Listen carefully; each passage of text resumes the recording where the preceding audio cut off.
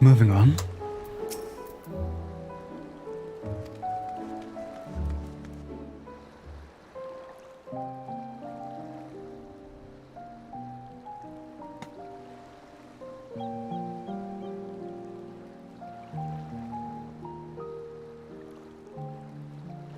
When our father disowned us, I couldn't believe what I was hearing.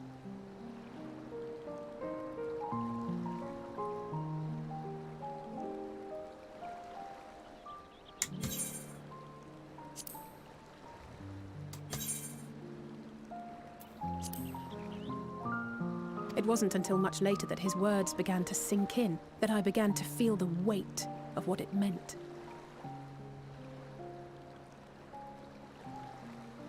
Do you remember when the decision was made to come to Charlian?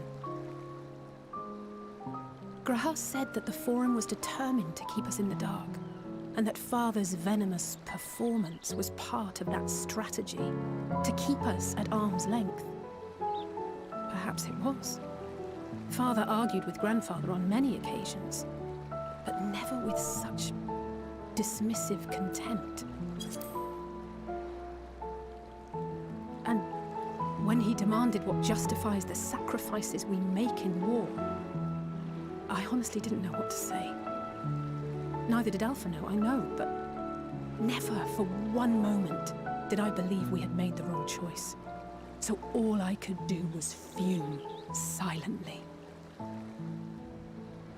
It was only afterwards that I realized how childish I had been, how being stubborn and self-righteous must run in the family. If I could have just mustered a civil response, then things might have turned out differently.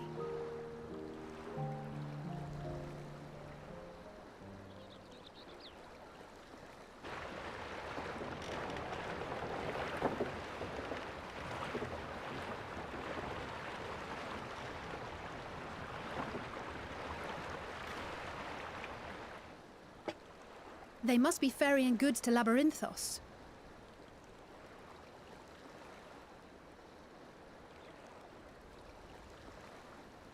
A vast complex beneath the island. Charlian is famous for archiving knowledge from around the world. Well, that knowledge is not preserved exclusively in dusty tomes and desiccated samples.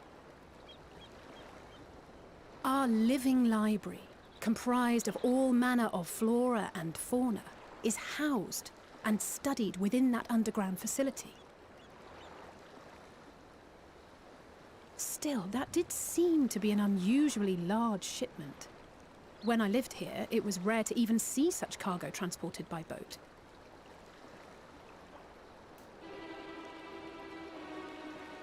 Wait! Didn't you hear something in the last stand about the gleaners coming and going more than usual? Well, I think they're the ones we saw manning those boats. And gleaners answer to the Forum. If the appearance of the Telophoroi prompted this sudden burst of activity, then Labyrinthos may hold a clue as to what the Forum is planning.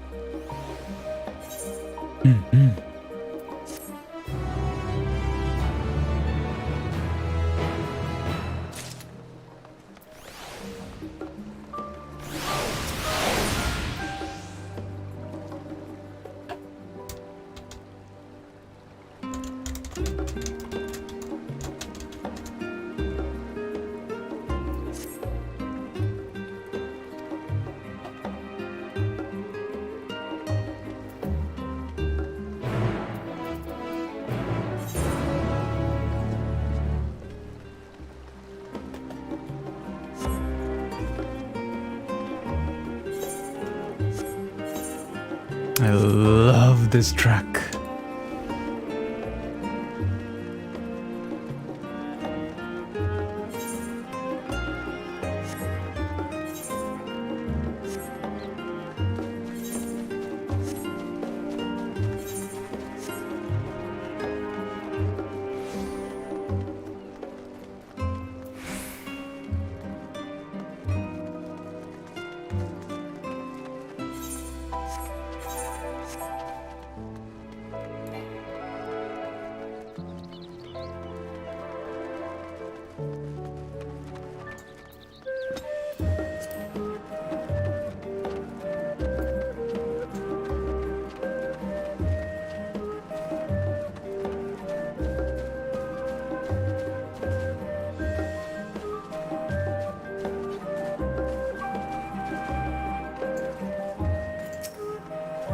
Grillfish. Hmm?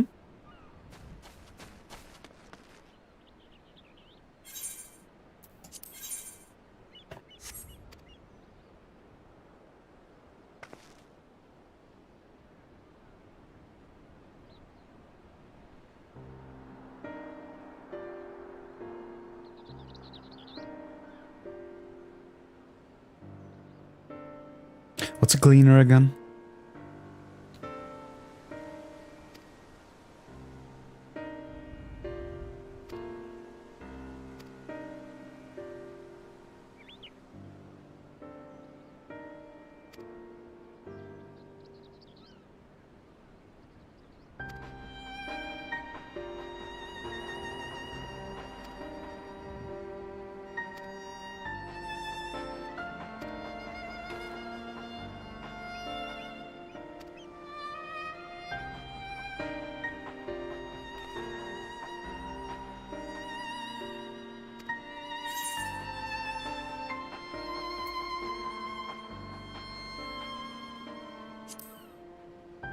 What should we expect down there?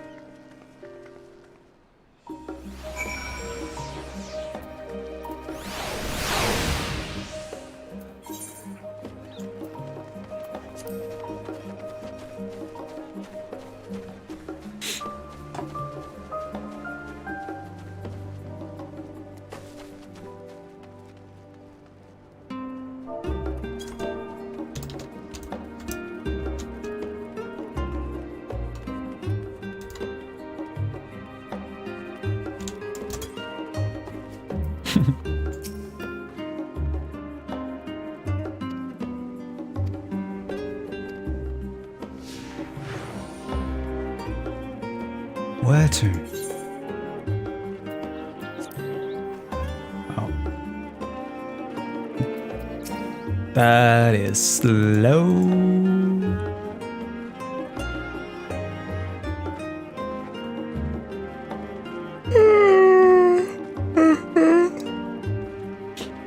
Says you.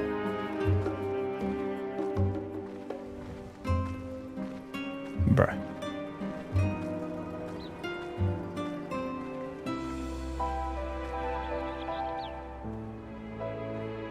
Uh-huh.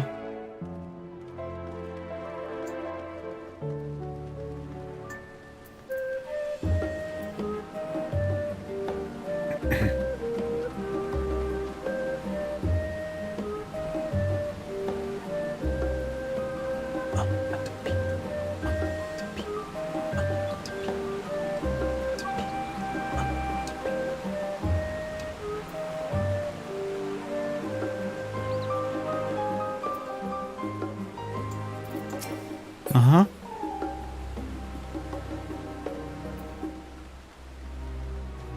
Oh.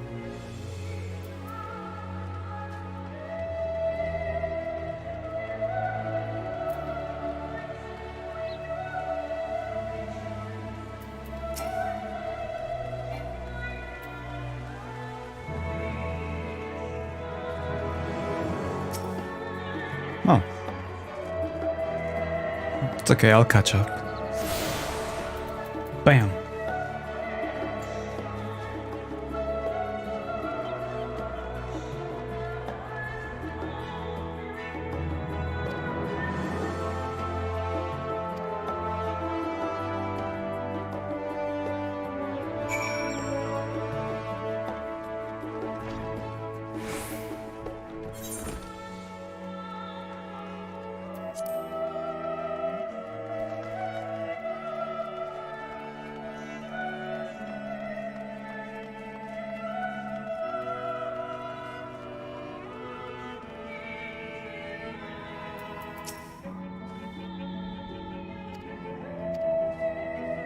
Down we go.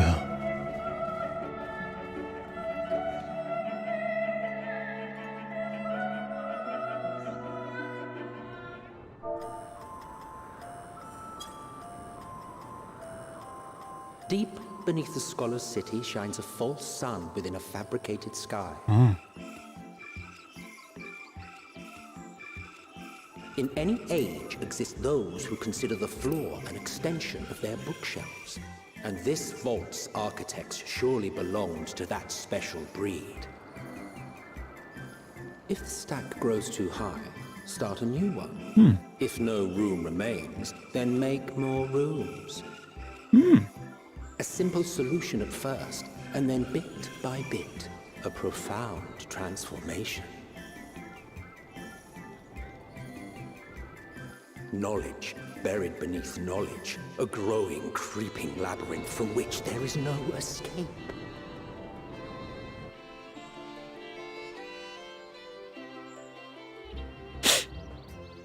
Since it's a labyrinth, is there centaurs? I mean, minotaurs?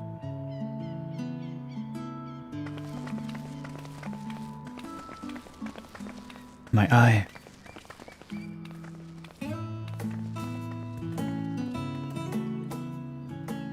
Not what you expected. I must admit, the artifice is very convincing. But I assure you that we are beneath Sharlayan itself. The breeze you feel, the flowing waters you hear, all created by the hand of man. The island is volcanic, you see, and once upon a time this great hollow must have been a reservoir for magma. It was discovered some 400 years ago, at which point it was repurposed as a storage facility for scrolls and samples and such. Renovations have continued, with nigh on no interruption to this day, with the lower levels still undergoing expansion. Aren't those people gleaners? More gleaners. Aye, judging by their dress. Aye. They are said to work alone as a rule, but 'twould seem that rule is being enthusiastically broken today. It may be as you suspected, that they are engaged in a task apart from the norm.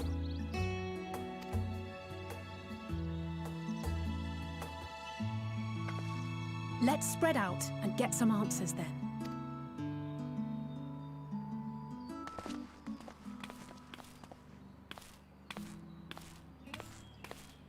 Ugh.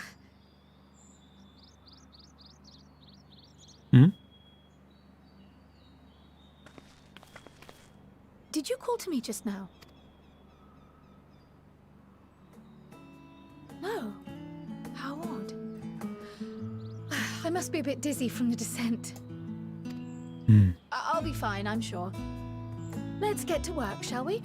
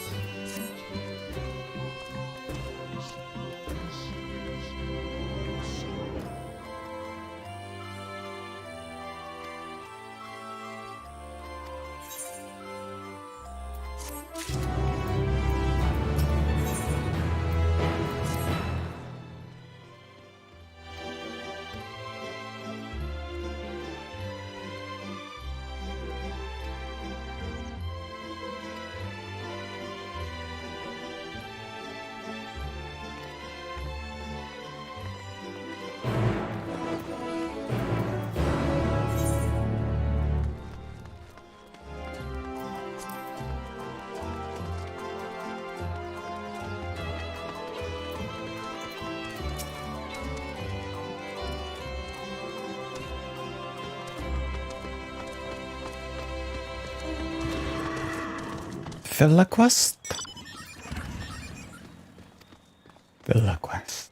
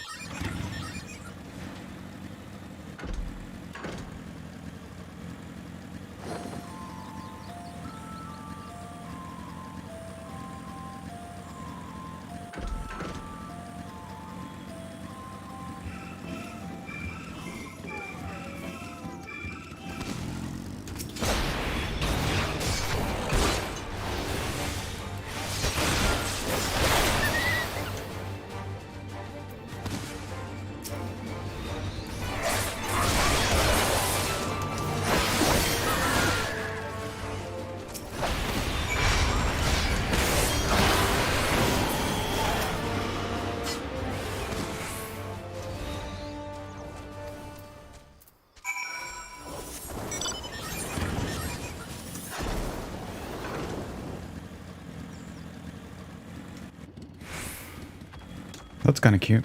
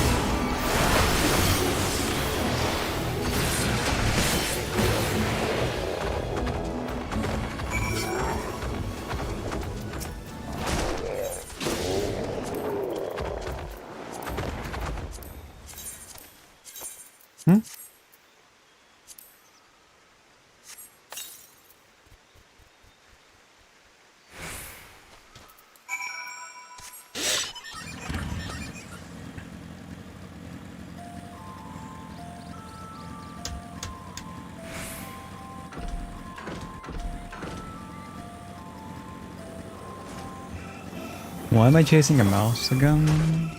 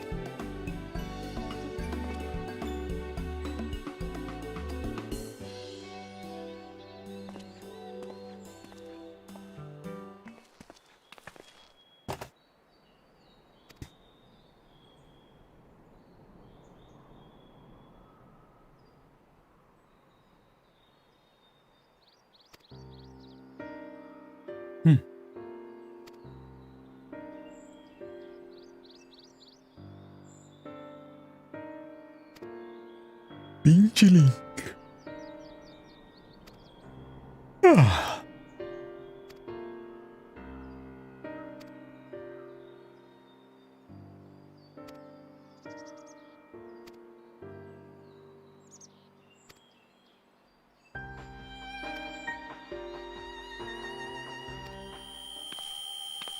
Ouchie.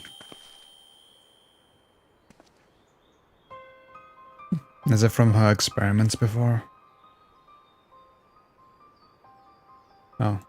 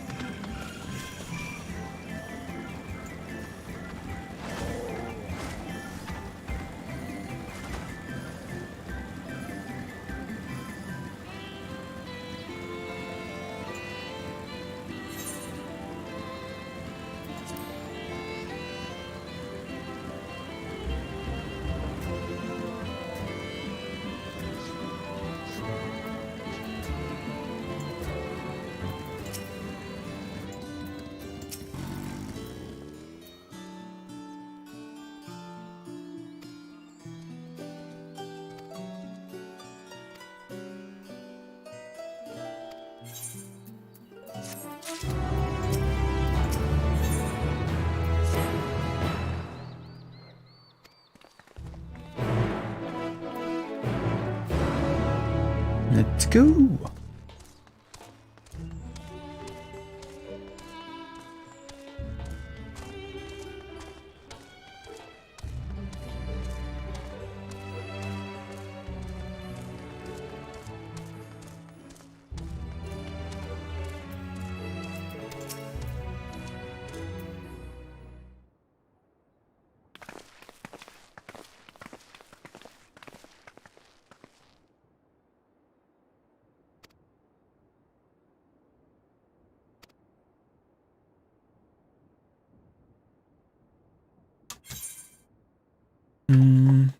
Boom, boom.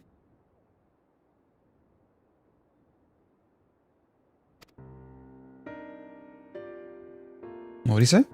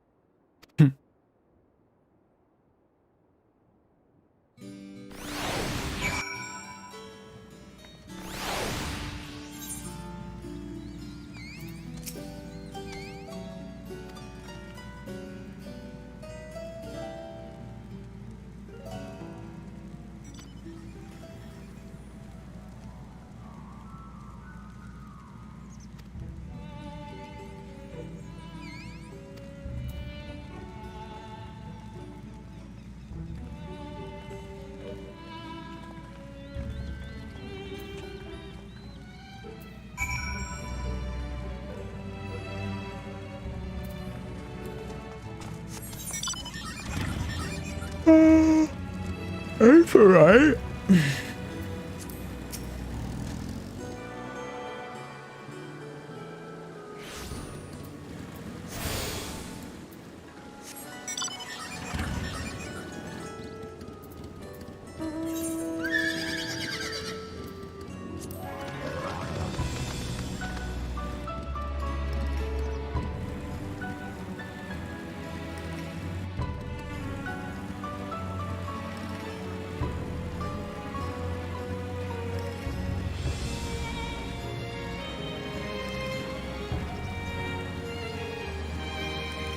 miss this music.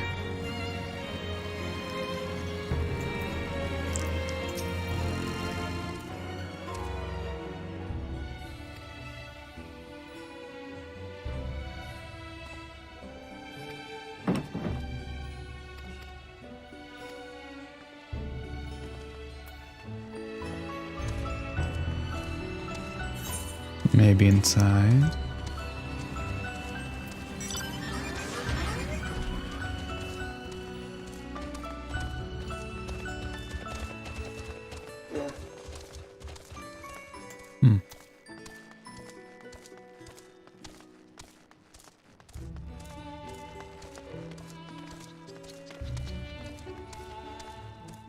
Hmm.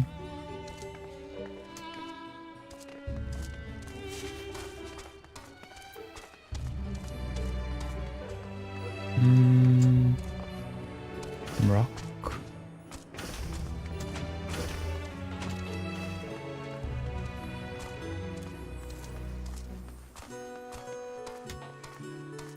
I'm not sure.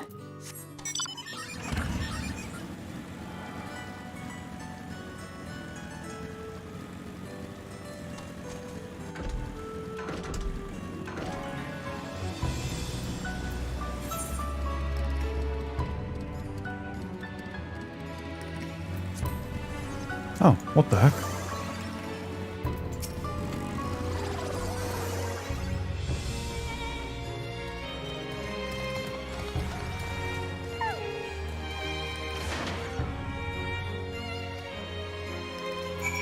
That's a good clue.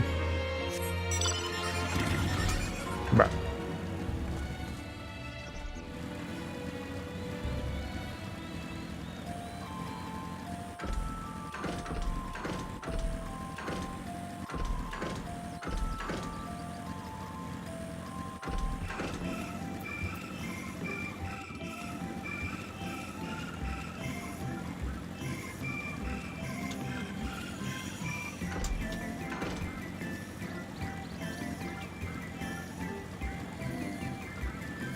Hmm?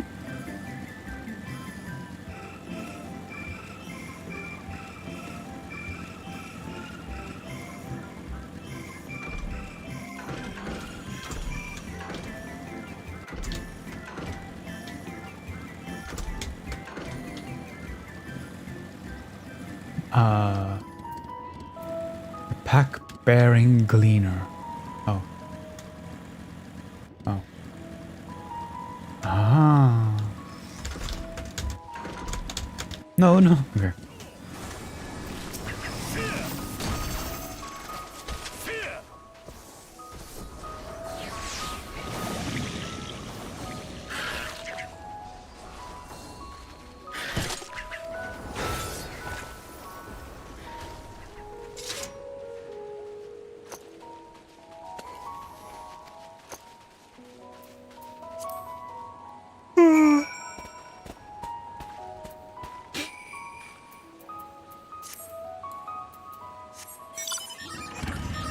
Huh?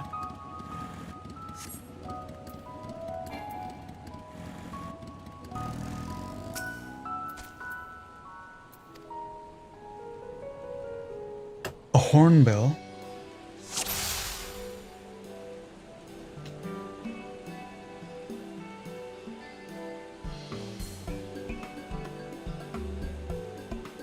This one, right? Oh. Oh, I don't know what a hornbill is.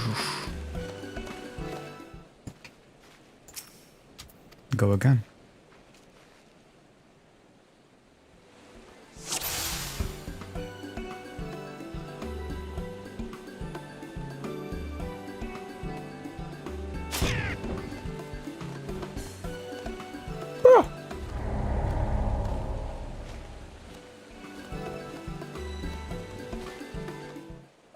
Can I see a hornbill?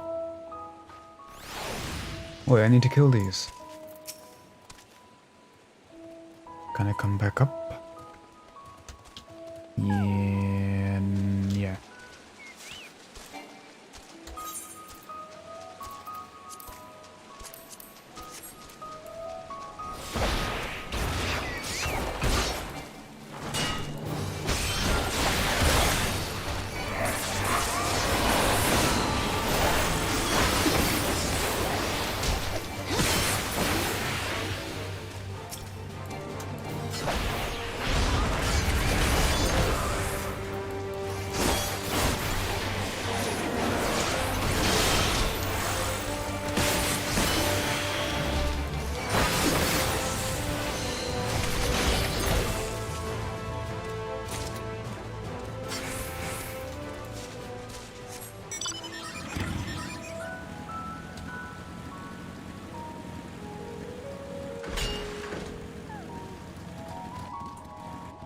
Okay.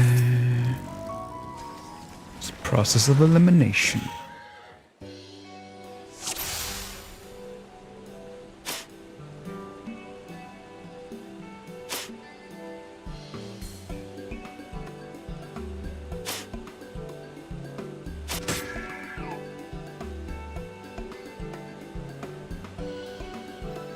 Nice.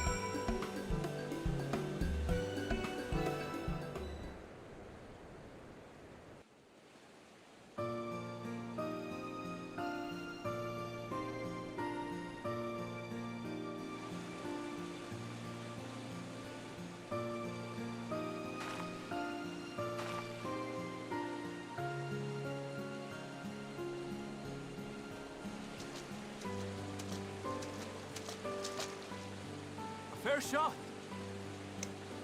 Oh. I thought Nicely done. Let me truss this one up, and I'll Never make my mind. way over to you.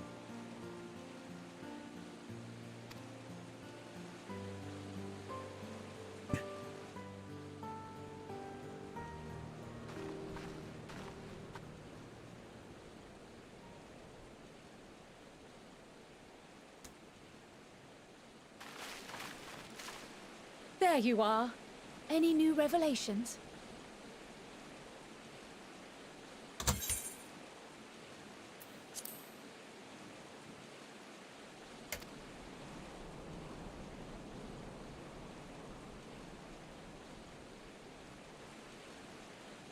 So you met with that gleaner again, this time to capture a hornbill.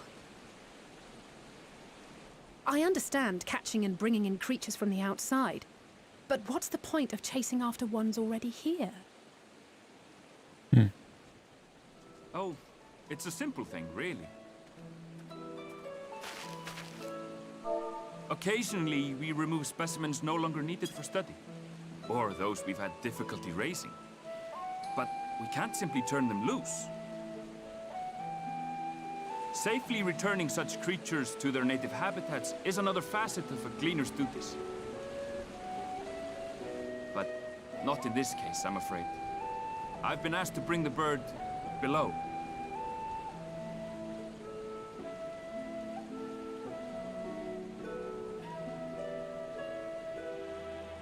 The restricted section in the lower levels of Labyrinthos. Open only to a select few researchers handpicked by the Forum. The projects down there are the subject of rumor and hearsay. Forbidden magics. Advanced technologies that can never be allowed to fall into outside hands.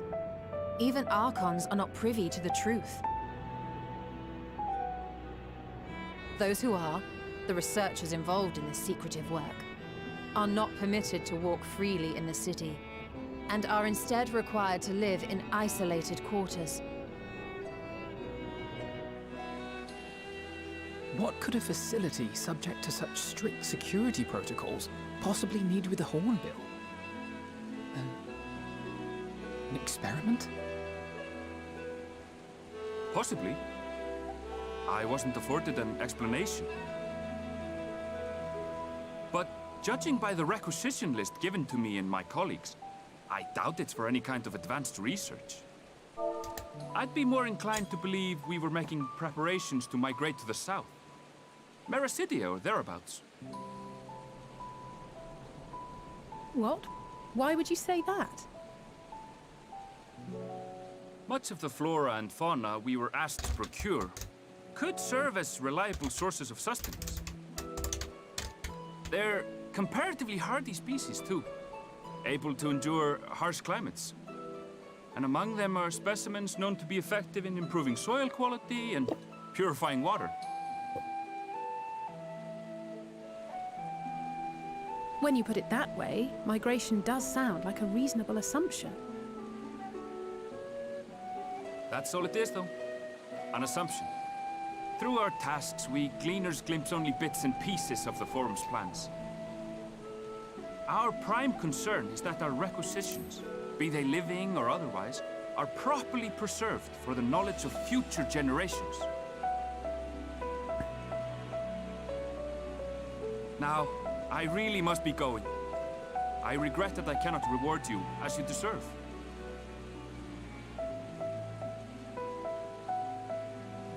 Perhaps you might reward us after a fashion then. I like It his is jacket. imperative that we reach the lower levels.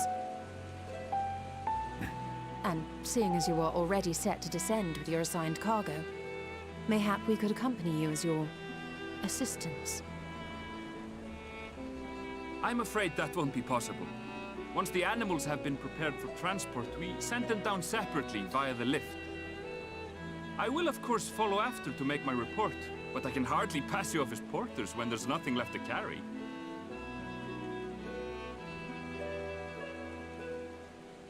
Indeed. Pray forget I said anything.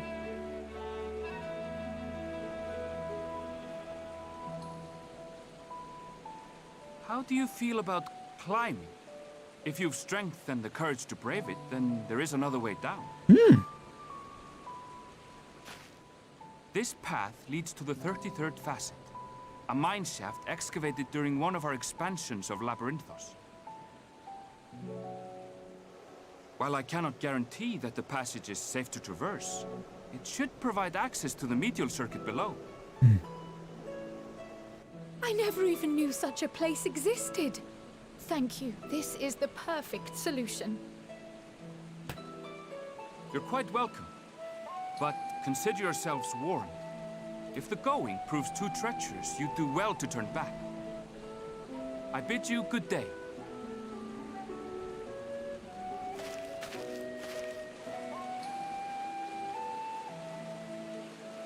Well, turning back is hardly an option, not when we've come this far. Let's go and take a look at this mine shaft.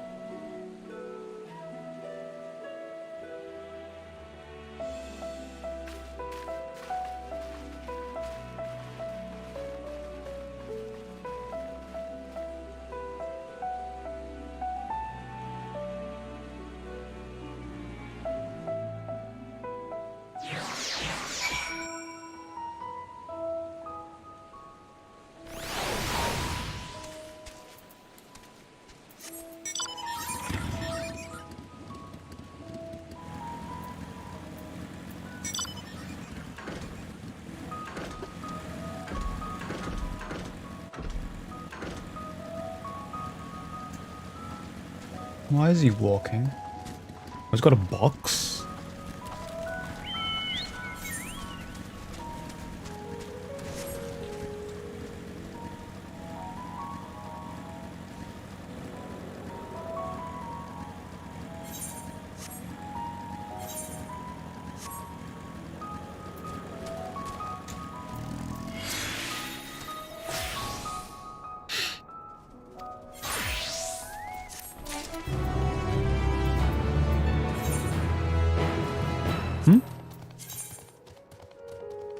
Oh.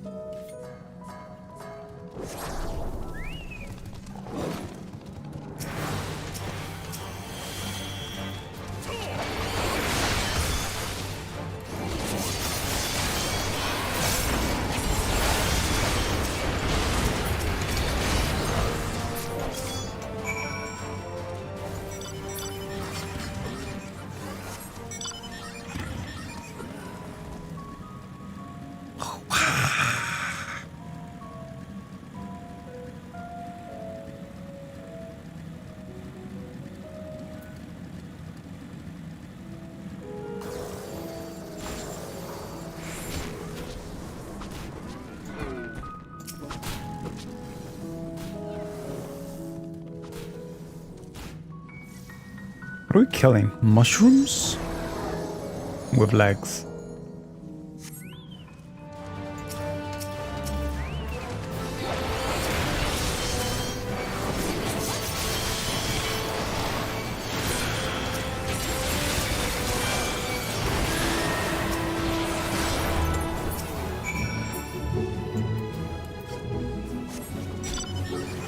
Is that a new skill?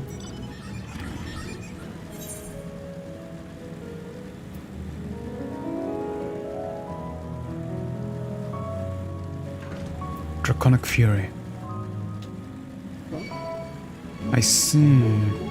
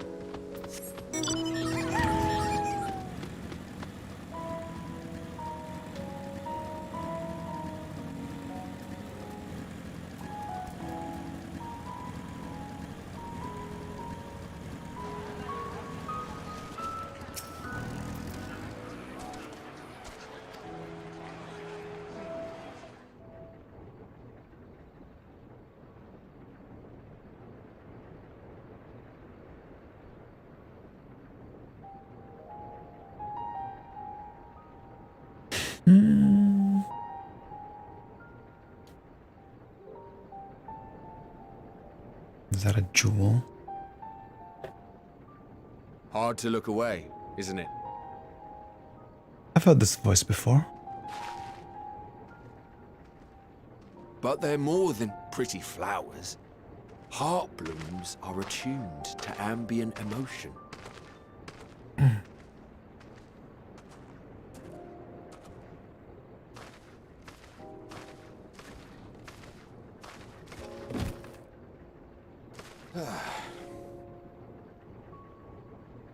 You don't seem convinced, but believe me, it's true.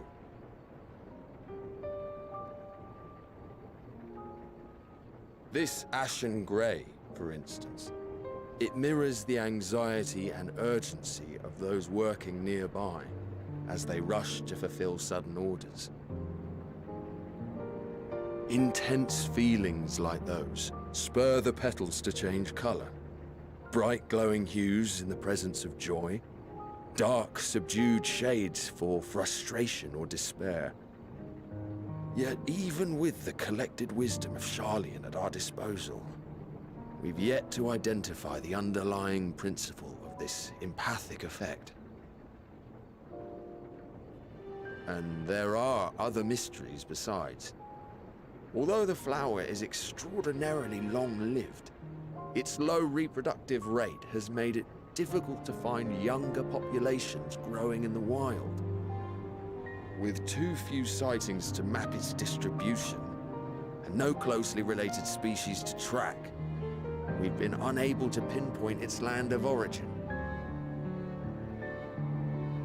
To further complicate matters, every culture, even dimly aware of its existence, has given it a different name and mythos. Our attempts to study it via the historical record have been an exercise in frustration. That sucks. As an avid botanist myself, I should one day like to unravel the Heartbloom's secrets. But I'm afraid other duties must take precedence. I will leave you to your thoughts.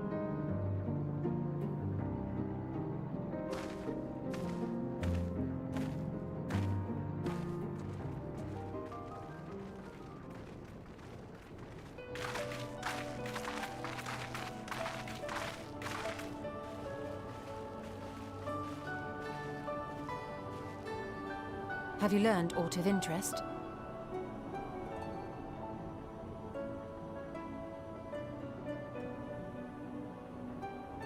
A flower that reacts to one's feelings? Strange. I must say, I have never heard of such a thing.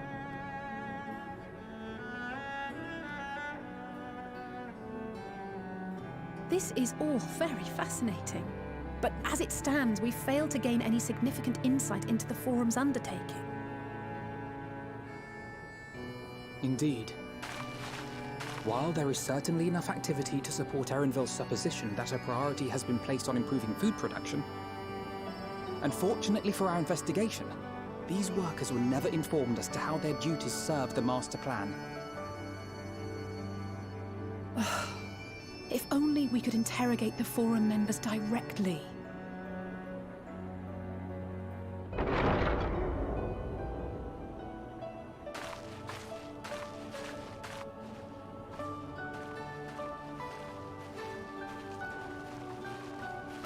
Isn't that the entrance to the Archaeum?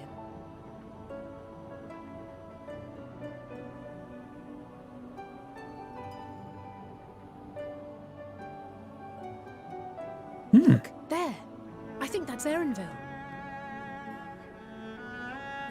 A little difficult to tell from here, but I think you're right. He did say he was coming down to make his report.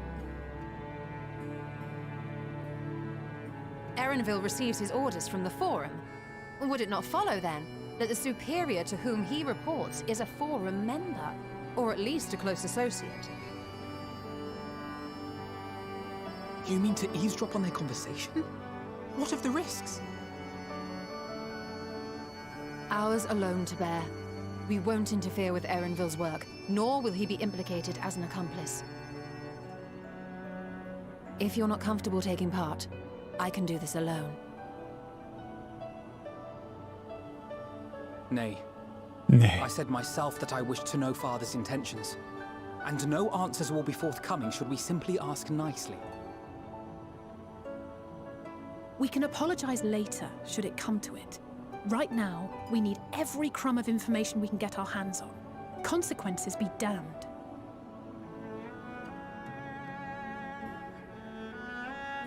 It might be best if you came along as well. In fact, we should all...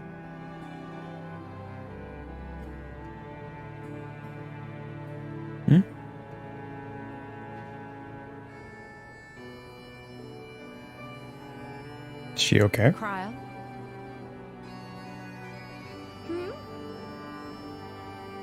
Oh, yes. That certainly sounds like a plan. I'm glad you agree.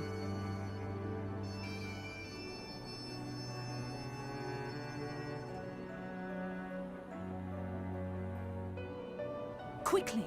Erenville is on the move. We need to get closer before we lose him.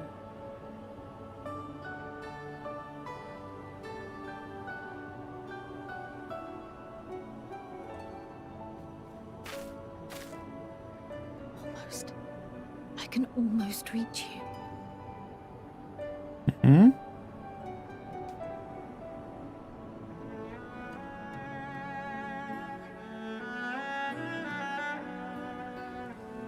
Reach.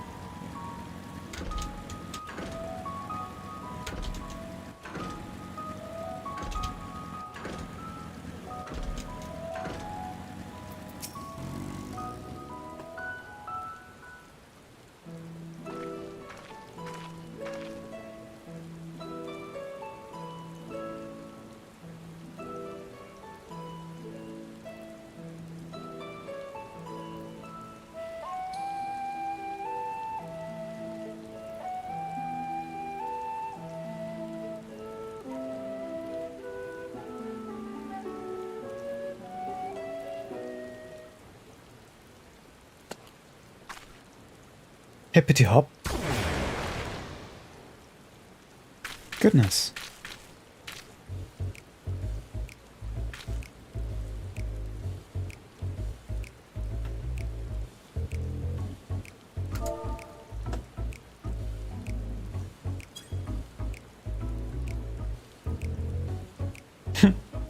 What if he catches us?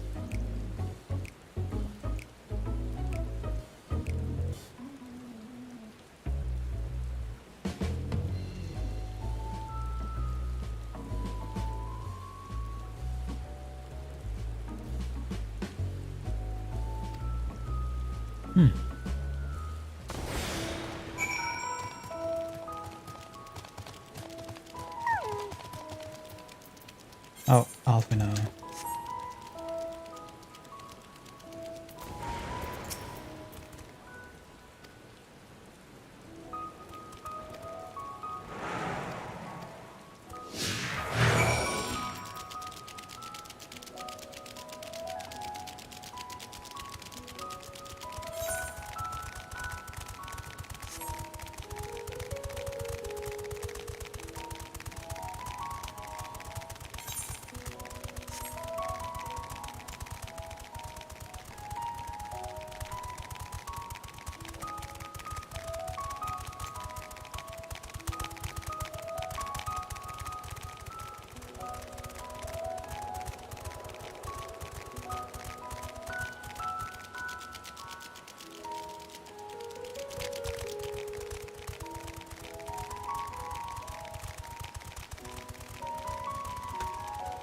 Hmm?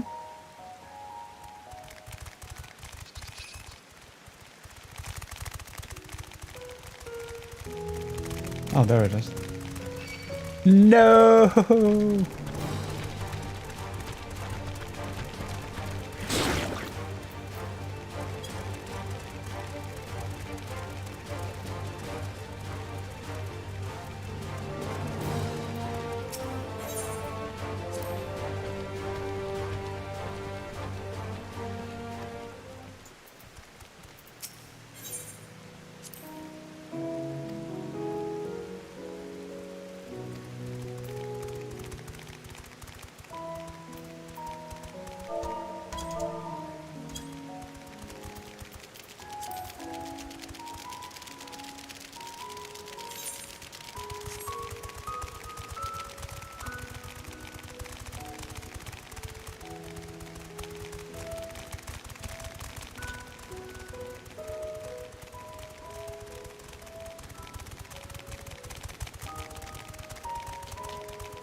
Hmm.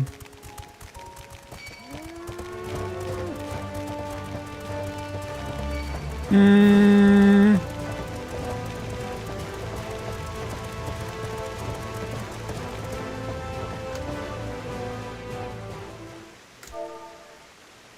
Ooh.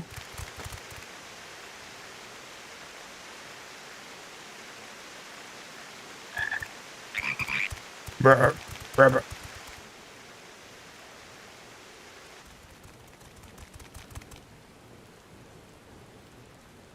I trust you will find your compensation to be more than satisfactory.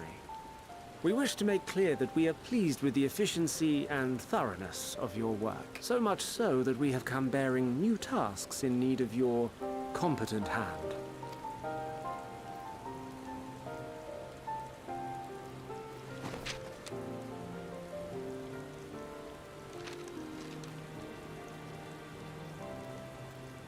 Another lengthy list. If I may speak frankly, the Gleaners have been pushed to the point of collapse by your unending demands. We are not familiars to be exploited. We are Charlean scholars, and we deserve an explanation for this unseemly treatment. What warrants such urgency?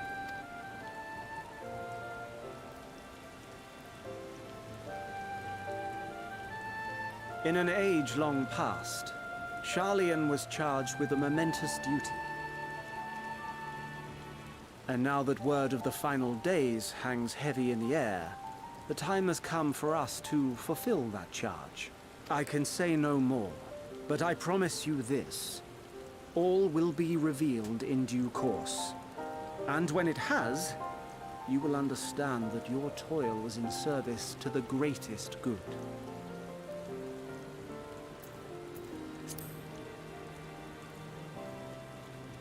Then I will do your bidding. For now. But unless you wish the Gleaners to rise up in protest, I advise you to offer tangible improvements for our working conditions. Your promised revelation does nothing to address present circumstances. A fair point. Your concerns will be conveyed to the Forum.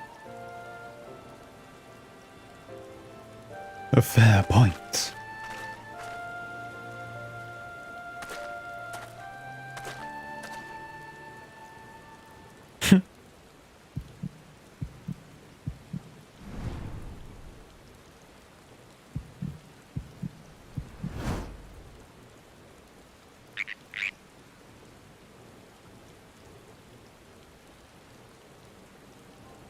I hope that was informative. You may consider my debt to you repaid in full. How does he know? While I do have my reservations about the Forum, I want to believe that they have our best interests at heart. Which is why I'm reassured that you're busy sniffing out the truth of things. We can ill afford to place all our eggs in one basket, this master plan of theirs, without first understanding the risks involved.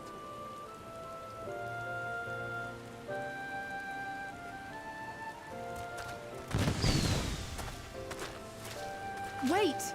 How did you know it was us?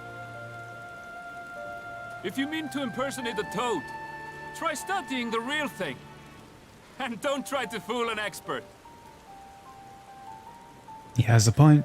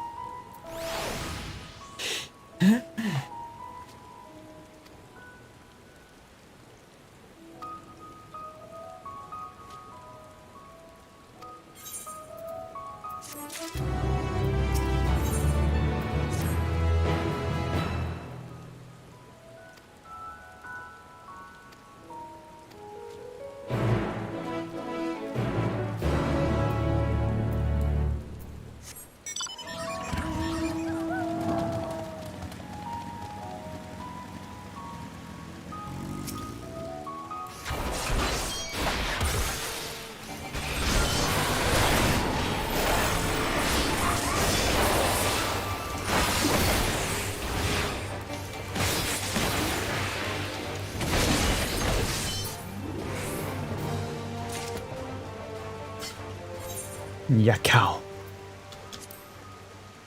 Have I not defensive?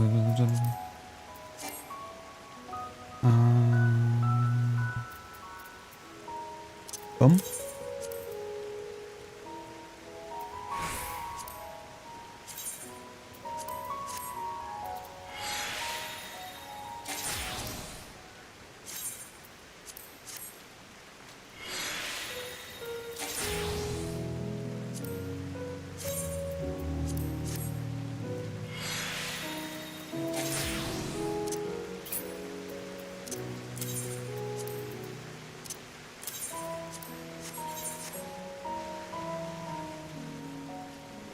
There's another one.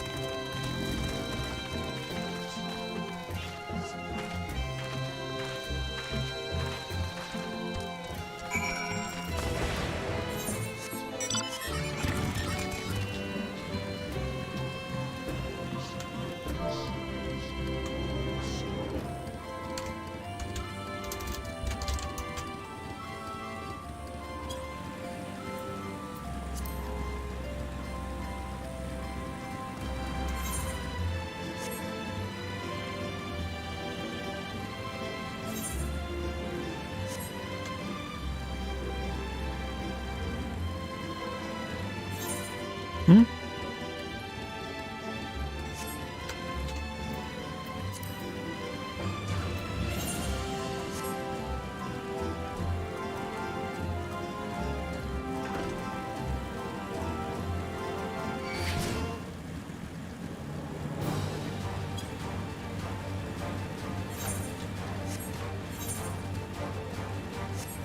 Up here?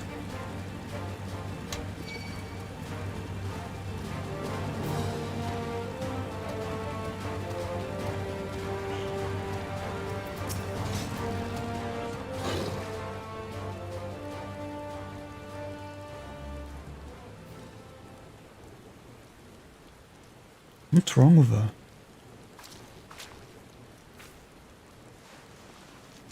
What the?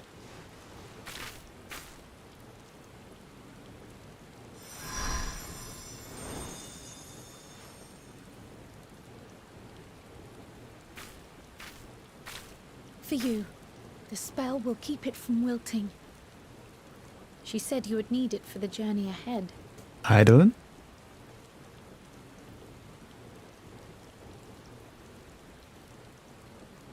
Will you speak with her now?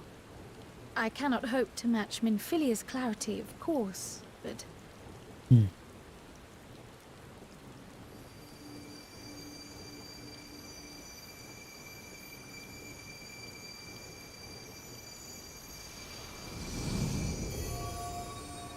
Thank you.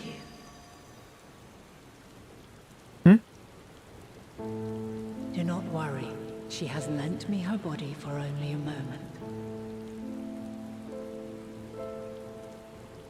Just as I could not save the first from the flood of light, It has become arduous for me to interact with the physical world without assistance.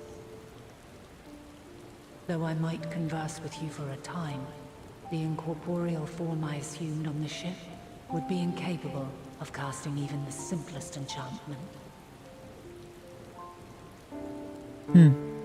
It is in the depths of the ethereal sea, the place to which all life returns, where my influence is greatest. After Menphilia's sacrifice on the first, it was to the sea, here in the source, where I ferried her soul. I wished that gentle spirit to find rest in the world she loved so well. Oh, we can meet her again? Maybe? Her, and another who may yet have a part to play, though that will depend on you. Emmett Silk? Take the flower, walk free, for you are free, to go where you wish, to believe what you will.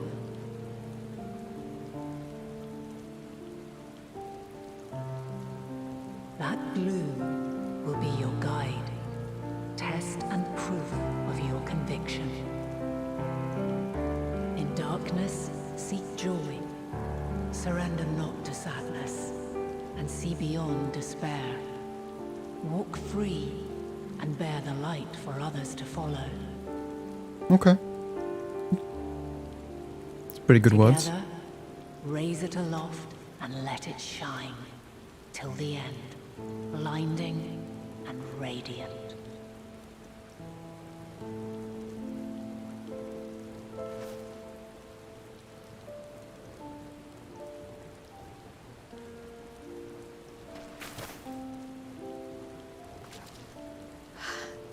That was all too brief.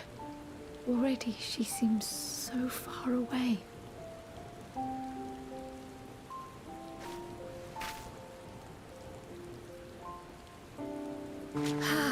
My apologies if I startled you.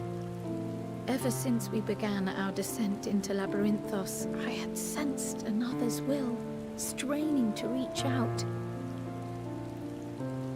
Even with my particular talents, though, I was unable to make a connection at first.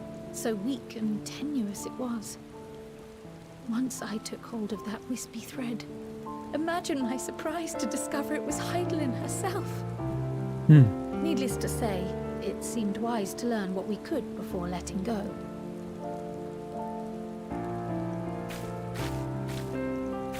Her answers were more cryptic than I would have liked, but at least she left us with a guide of sorts, that unusual flower.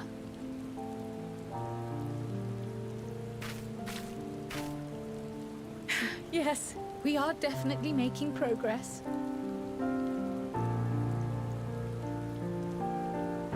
You can't be serious. We've done nothing wrong.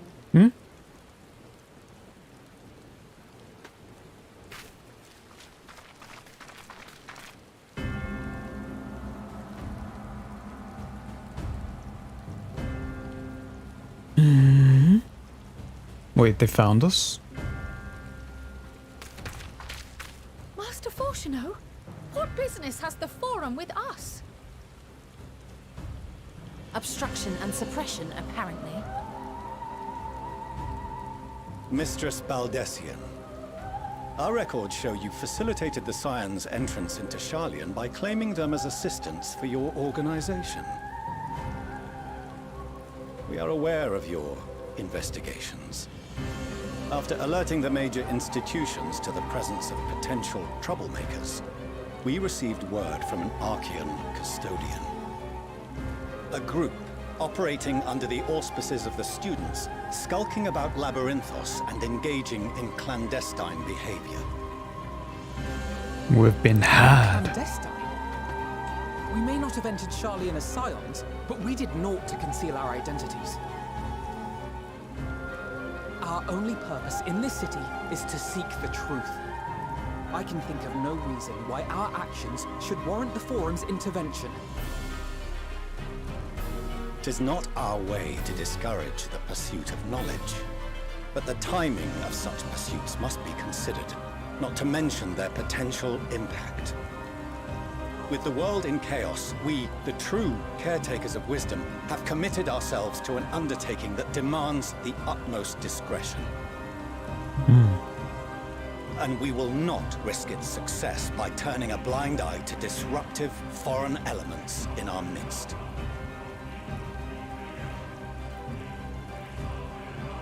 What then is to be our fate? Will you put us on a ship back to Eorzea?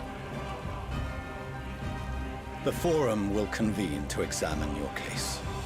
The results of said inquiry will determine your future in this city.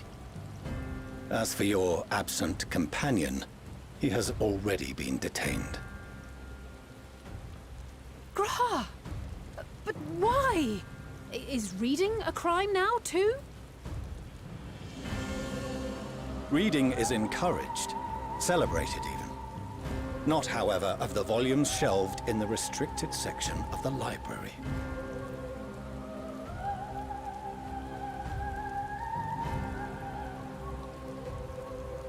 Refusing to comply will only make matters worse. Let us instead treat this as an opportunity to open a dialogue with the Forum.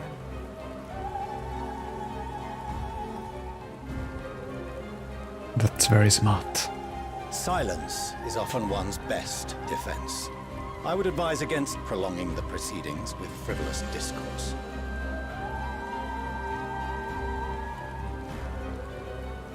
But enough. This is not the place for debate. The rostra await.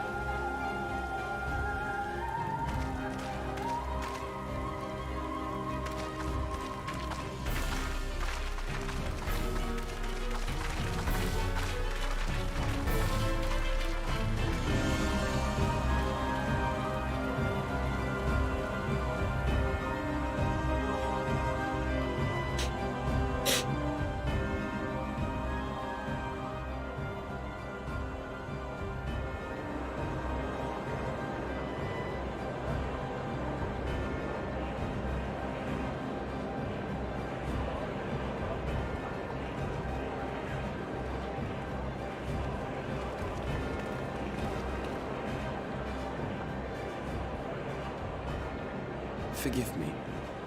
I was careless. We would have been detained regardless. This way, at least, we managed to stay together. I trust your time within the Forbidden Archives was well spent.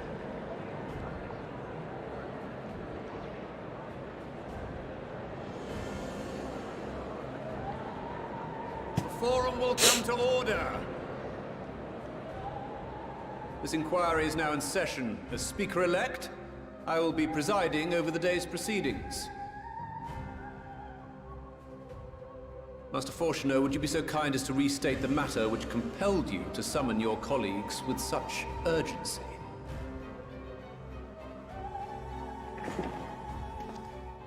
As you are all aware, we recently denied Eorzea's request for Sharlayan assistance.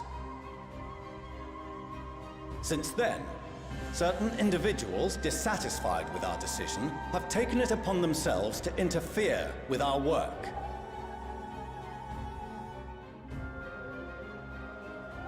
They entered our nation masquerading as associates of the students of Baldessian.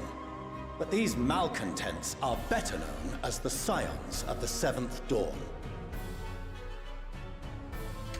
These militants wield influence with both the Eorzean and Eastern alliances, and are inextricably involved with the crises presently afflicting the world at large.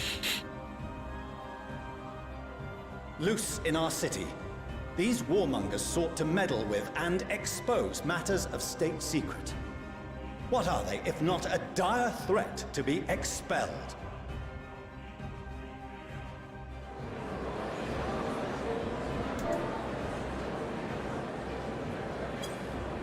You have tarnished the good name of the students. Galuf would be ashamed. Galuf? Oh, she has a hood down. Galuf Baldessian was never one to forsake his fellow man. Even if this nation closed every door and retreated from the world, he would have found a way to help the Scions, help every soul of this star fight back against the coming doom.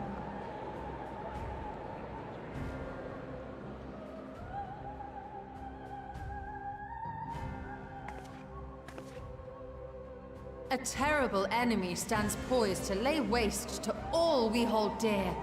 In the face of such madness, Eorzea reached out to Sharlayan, a respected ally, in the hopes of forming a united front. Was your curt dismissal truly the best you could offer? Or are you so preoccupied with your momentous duty of an age-long past that even the end of the world is unworthy of your attention?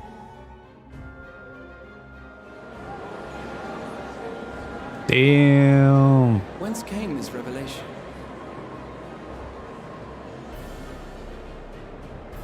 From the mouth of a Forum member within fortuitous earshot. Then it seems your findings support my own.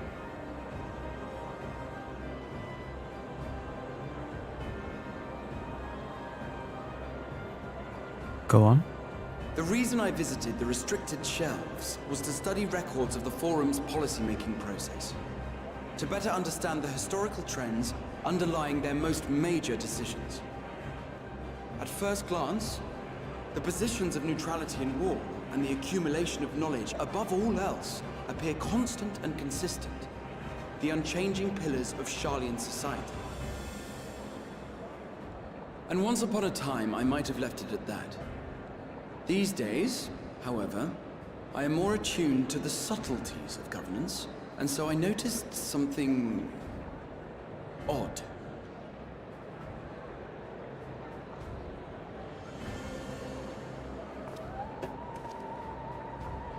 From a particular point in time, the purpose of these policies shifted. No longer was knowledge preserved for the benefit of society. Rather, society was to be gradually reshaped to ensure the preservation of knowledge.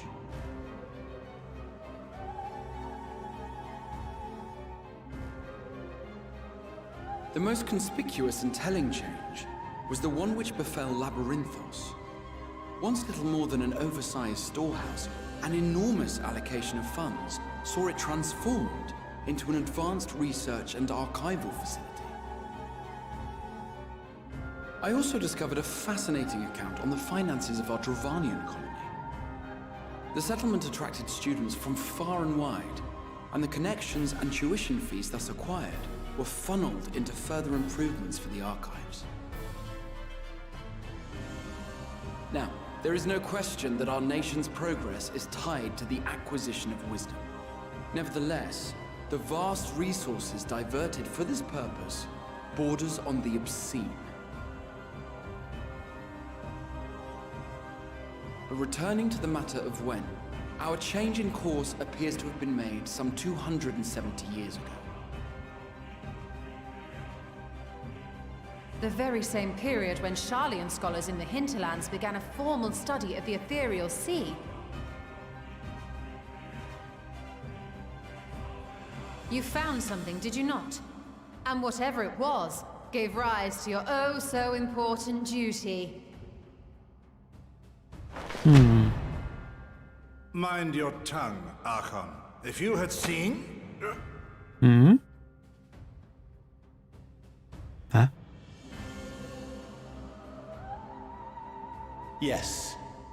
We are bound by a duty we cannot ignore. Knowing this, what would you have us do? Abandon our vital work and join you on the field of battle? We will never choose the way of the sword. We will fulfill our mission, not through strife and bloodshed, but survival. Come what may, we shall live on. We must. But the world's gonna Do die. as you must, then. But we Scions will fight until the heavens fall, until our last breath.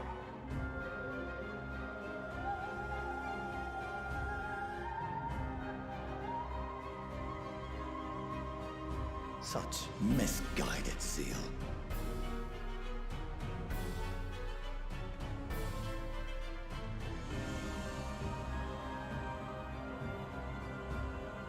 Father, Master Fortuner, I fail to understand the stance you have elected to take. But by the same token, I have yet to find a compelling argument to counter the challenge you put to us in Gridania. Still, in the midst of my uncertainty,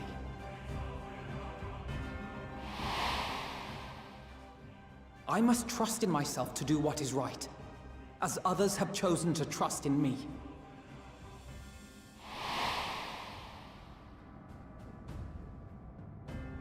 So I will continue, as I always have, weighing the consequences of my every action, and allowing my hope for the future to inform my decisions.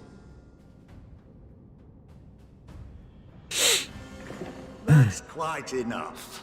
Have you all forgotten the reason for this assembly? Skolok Monteshane.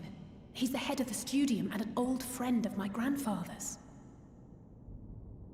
Honestly, every discussion devolves into some interminable debate. Terrible habit. Let's return to the topic at hand,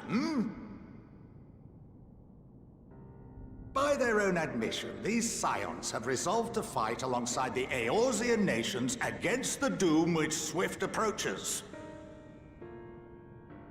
But there exists no evidence of an attempt to incite our citizens to do the same. Furthermore, while our decision may well have been the correct one, we cannot simply bull our way through these disagreements without inviting doubts or objections. Put yourselves in their place. Who among you would leave a tome unopened if an elder forbid you read it with no reason given? No. If we're to quell further discontent, then we must conclude this matter with a fair and even hand.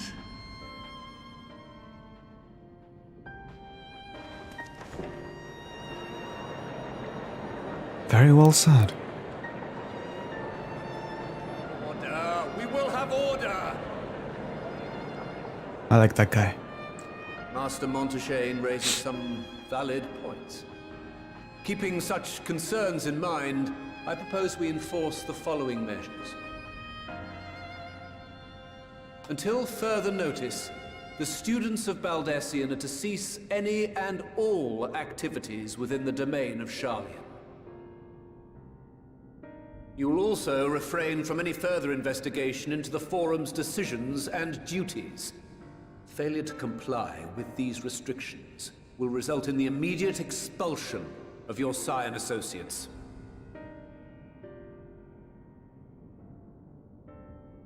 Let us put this judgment to a vote. All in favor, raise your hand.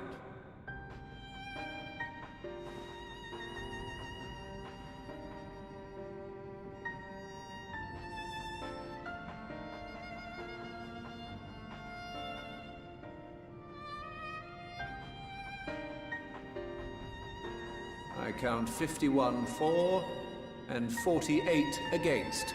The proposal is passed. That was almost 50-50.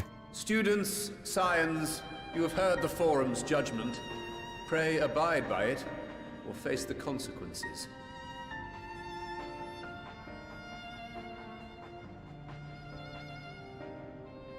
Honored members, I thank you for your time. This inquiry is concluded.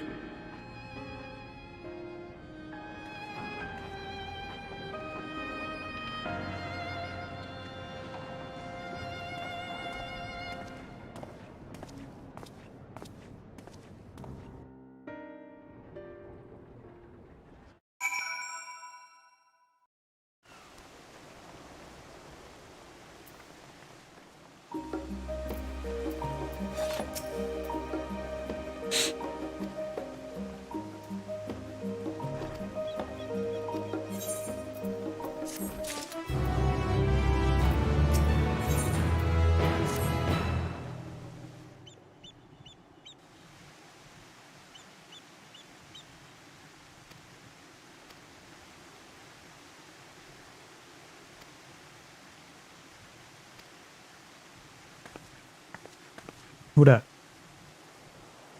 The mother?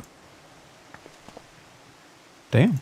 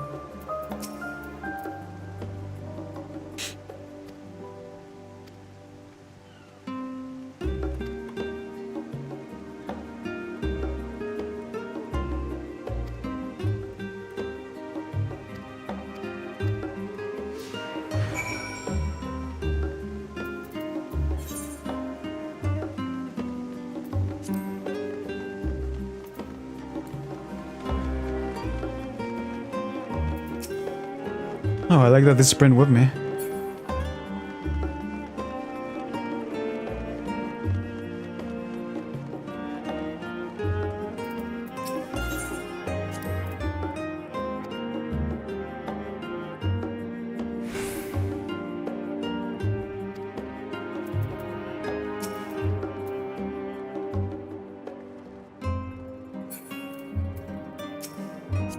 Stop.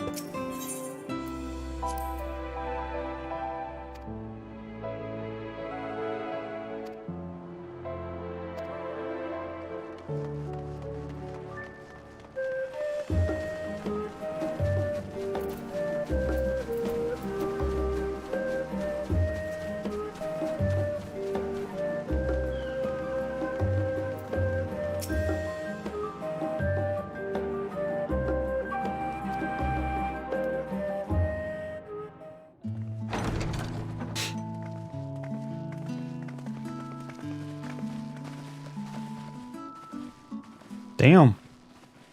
That's a lot of servants. My lady.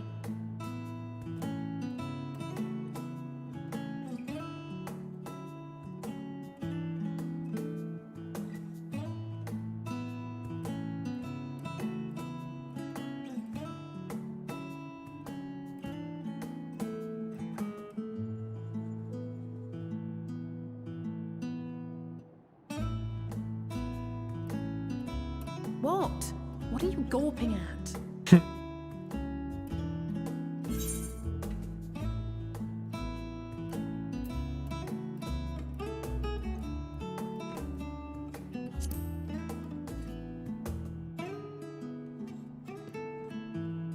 I'll have you know I'm quite fond of the Rising Stones.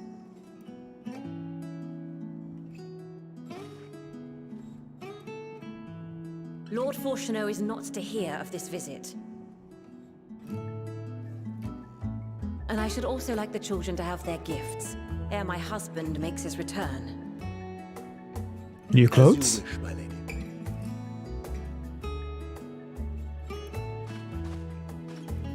As you wish.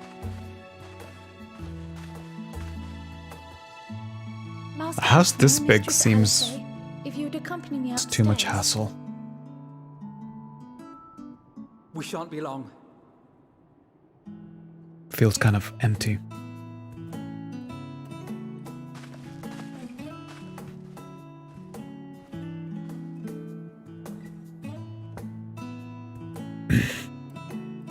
The twins have been sending letters home from time to time, recounting their latest adventures.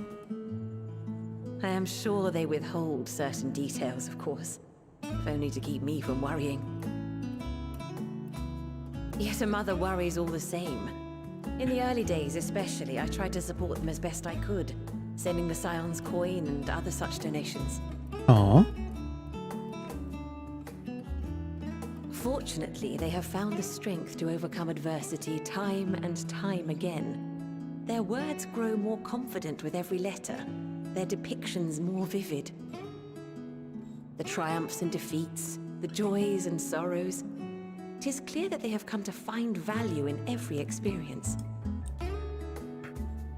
But of those they treasure most, it would seem that meeting you might be the most impactful.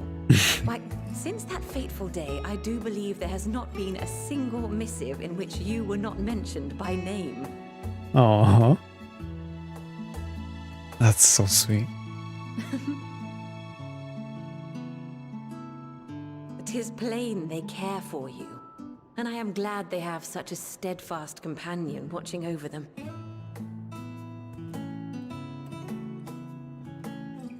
Under normal circumstances, I would offer you tea, but alas, these are anything but. In any event, why don't you keep me company whilst we await my children's return? Perhaps you might regale me with a tale or two of your exploits.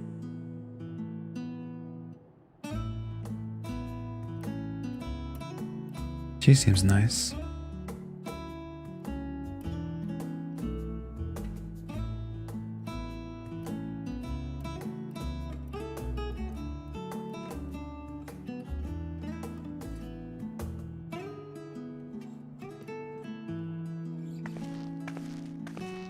When you mentioned gifts, I wasn't sure what to expect. Mother, Oh, look how well it fits you. And the style is to your liking?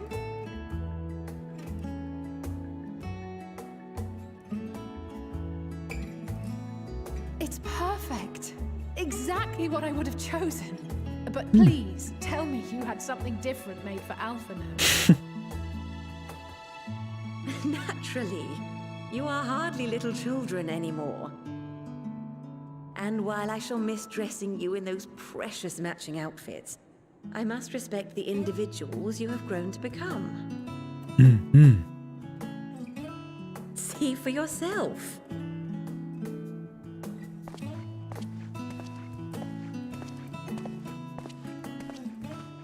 Thank you for the splendid clothes, Mother. Stylish, comfortable, and eminently practical. It's very Alphino. I am so glad you like them. They are, however, missing one final touch.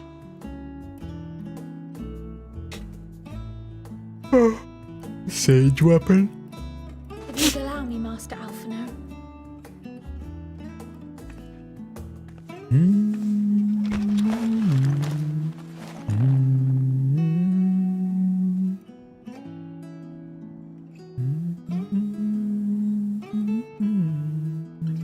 Wait. Are these... A sage's tools of the trade. They belonged to your father.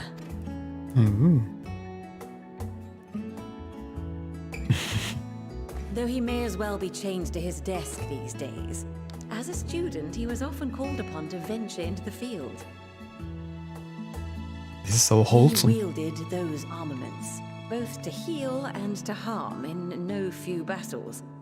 None so fierce as those you two have braved, perhaps, but battles nonetheless.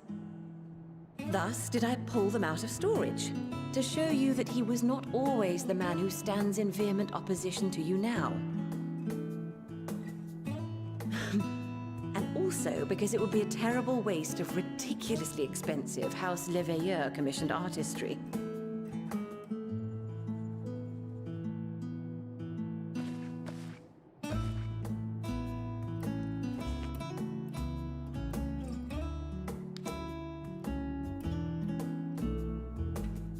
I am told these devices are quite difficult to master, but someone of your extensive experience should soon have them darting about with grace and aplomb.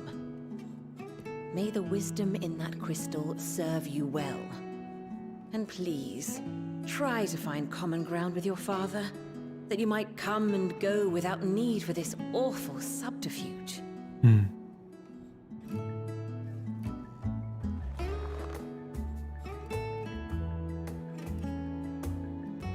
We will, Mother. I promise. My final gifts to you, before you run off, are an observation and a suggestion. Firstly, Fortuno has ever been a serious man, but it was only after you were born that he truly lost himself in his work. I may not know the Forum's inner workings, but I know your father's. The timing of that change in him holds some significance. Secondly, do not seek to best your father with words. Far better that you simply show him. Let him discover the merit of your actions, after they cannot be undone.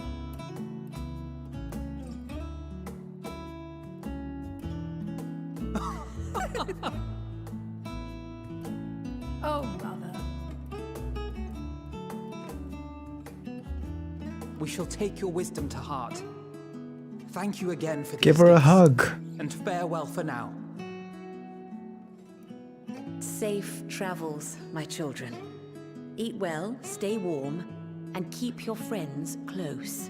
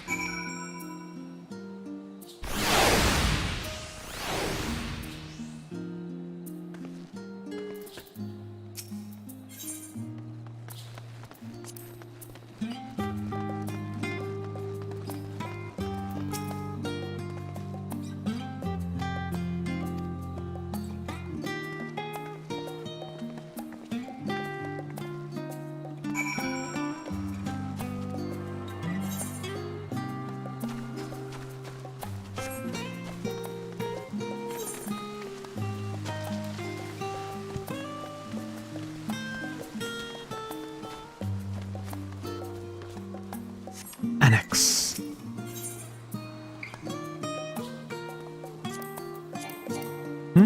What? Okay.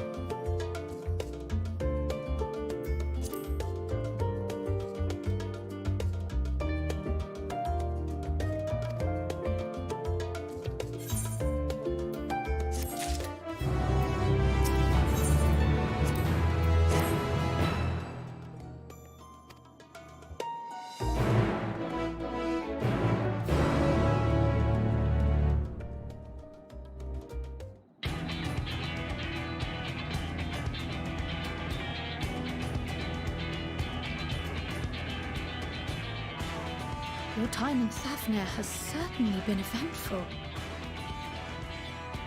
In my opinion, Carrying out Vitra's request and assaulting the Tower of Zot should be our highest priority. I agree. While I still have questions concerning the Forum and their grand undertaking, we have all but exhausted our avenues of investigation. Simply pressing them any harder on the subject will almost certainly result in our expulsion. Therefore, I suggest we explore the ethereal sea connection by way of a letter to Master Matoya, then make our way to Thavnair. I wonder, even with the protection these talismans afford us, what can we hope to achieve once inside the tower? According to Orenvold and Frodola's report, they were unable to free the Emolja. Worse, their attempts triggered the tower's defenses, which led to a summoning of Luna Afrit. What does it tell us that the Spires even have such defenses? Simply pulling a prisoner from the wall is fatal. Thus, the direct approach is doomed to failure from the outset. Any further measures to dissuade such actions seem unnecessary. Unless, of course, there is a way to free the prisoners without killing them. Then it stands to reason that any intruders will be met with overwhelming force. The towers appeared throughout the world in but the twinkling of an eye. 'Twas by magical means these structures were raised, I surmise. A spire thus conjured must needs be maintained, and I suspect an arcane catalyst, some manner of core, doth lie hidden within.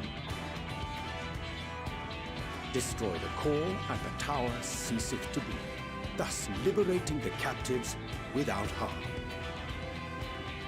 Smart. So we can hope.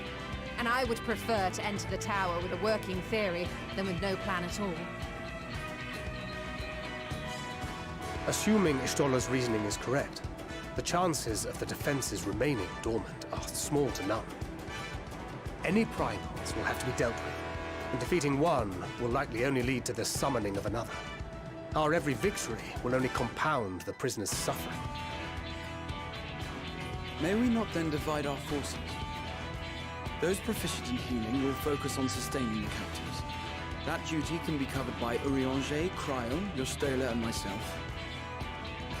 The remaining Scions will proceed with the search for the core. Admittedly, this strategy puts both parties at greater risk, but it should bolster our chances of saving the Arcosodora by a considerable margin.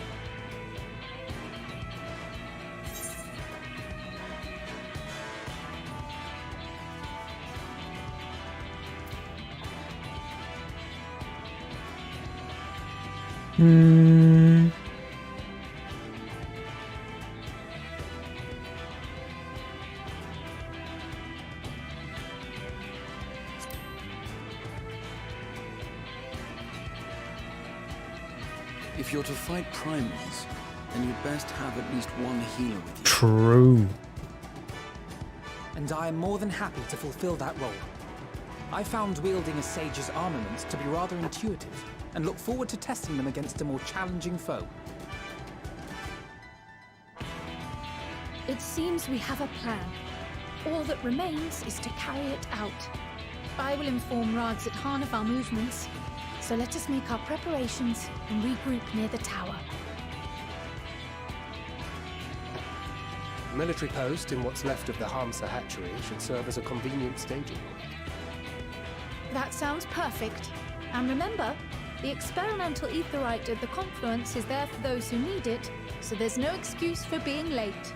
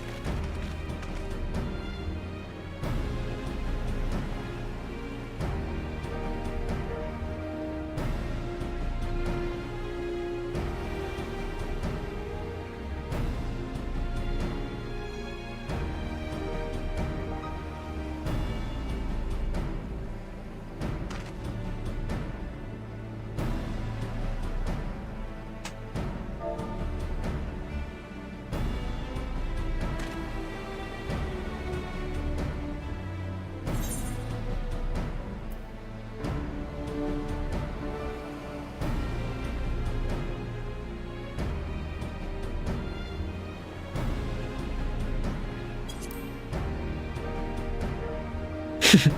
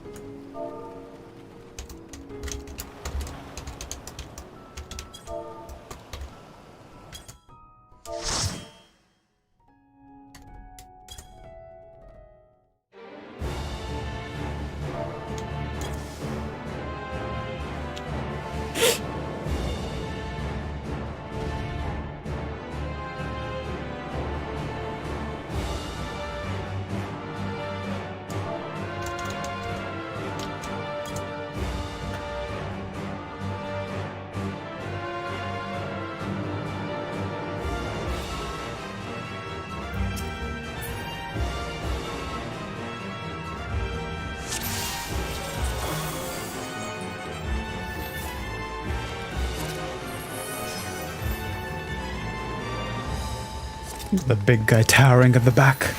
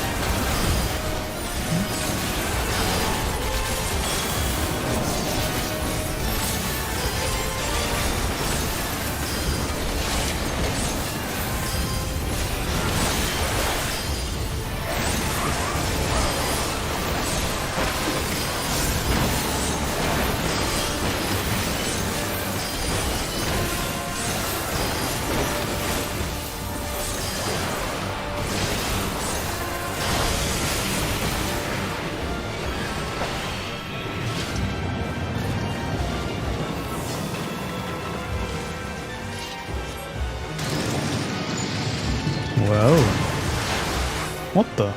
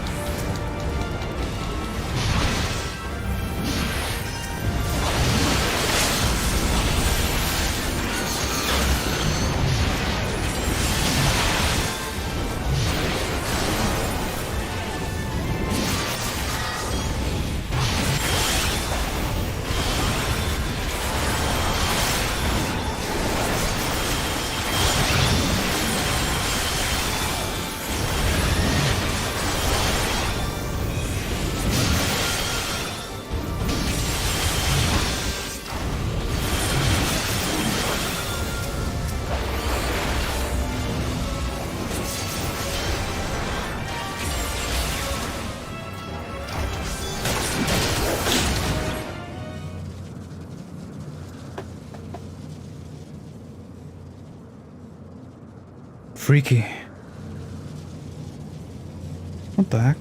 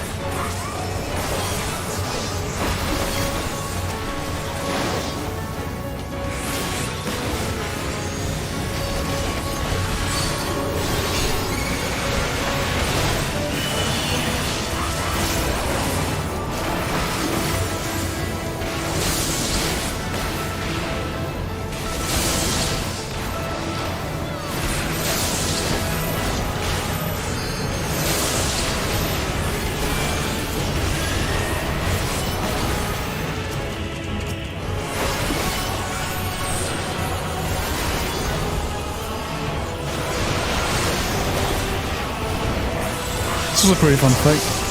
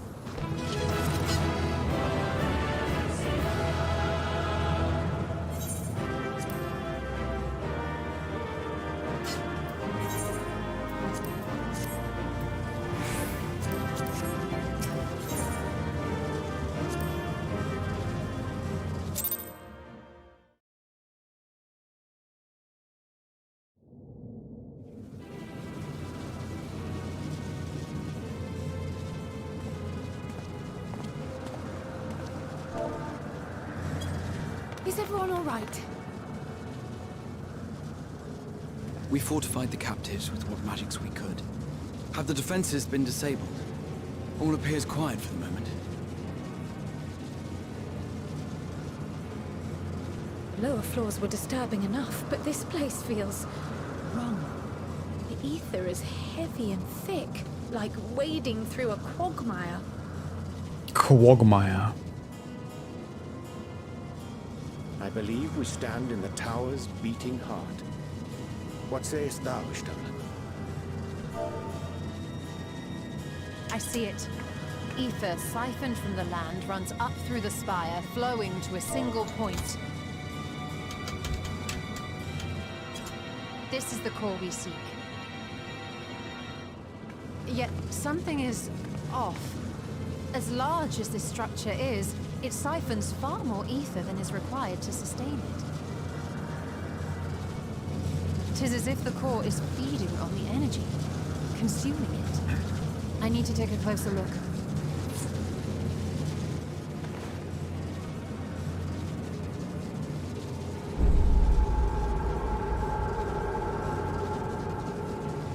Curious.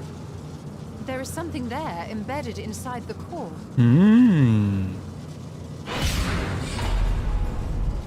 What the? A man's limb. Huh? This is what we came to destroy? Yes, if you would be so kind. Who's the man?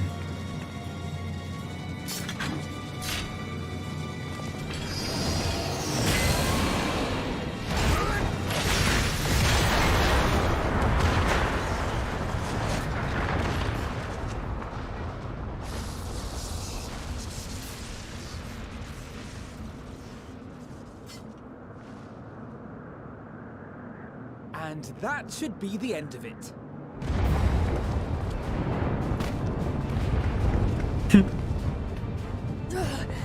What now?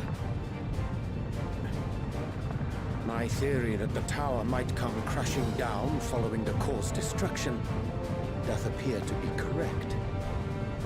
It doth. For you! And how are we supposed to survive the fall?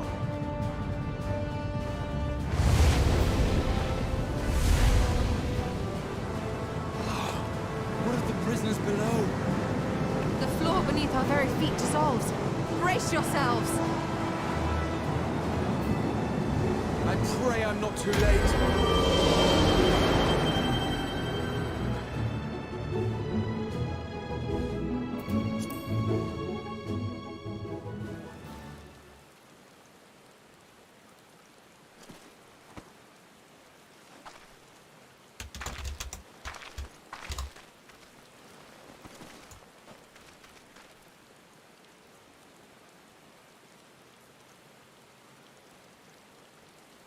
Oh, what happened?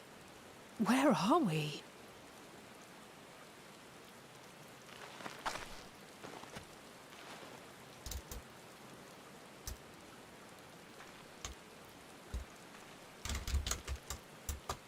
By my reckoning, we're still on the island where the tower stood. But 'tis as if it never existed. Hardly a scratch. But how?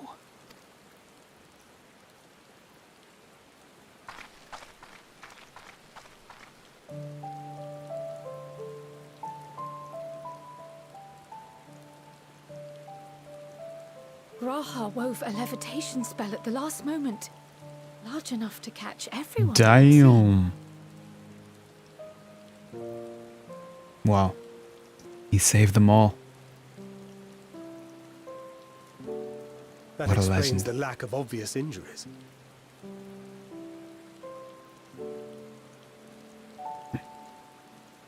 The expenditure of so much ether has taken its toll. He will need plenty of rest, but should otherwise be none the worse for wear.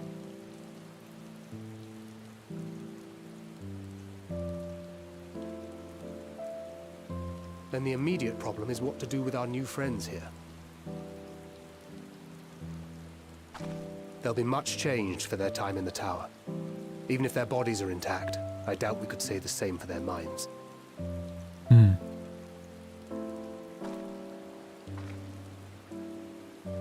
Angelo and I will take care of that.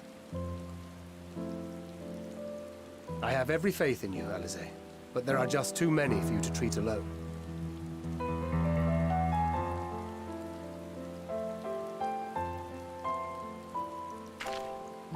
We'll send at once to Eorzea for more porksies, and call on the local mages to lend a hand.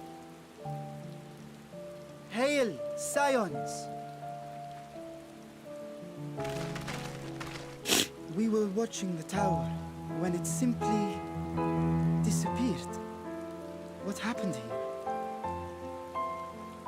The threat is banished, and thy people delivered. They are, however, in need of treatment, and we of a secure locale and helping hands to assist us in its provision.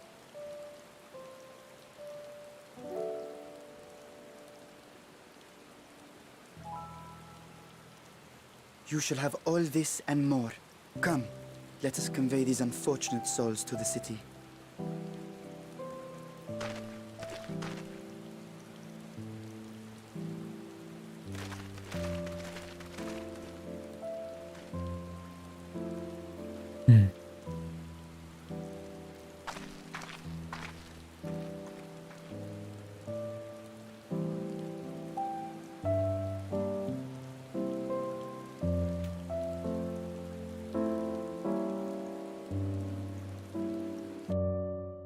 They really set the mood.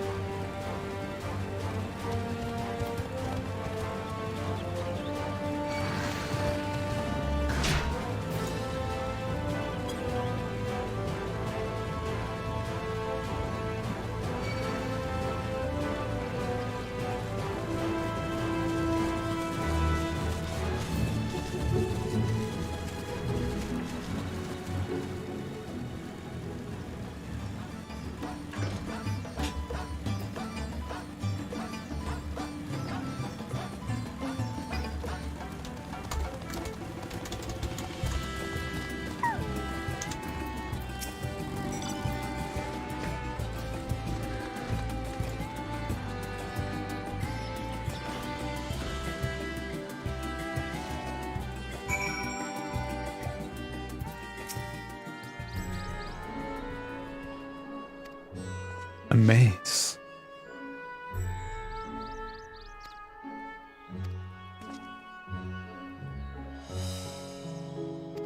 Estinian.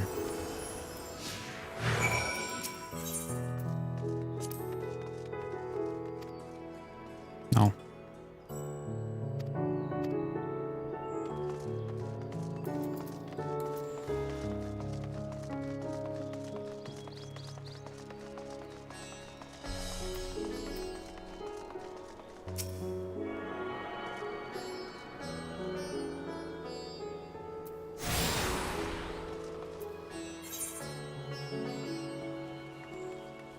Main Aephorite up there.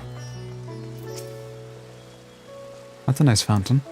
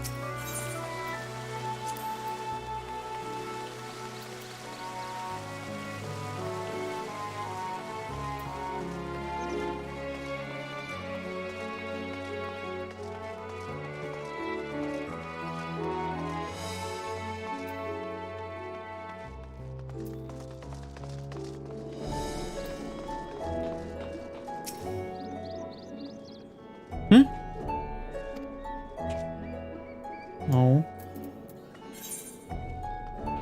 I was supposed to talk to him down back there.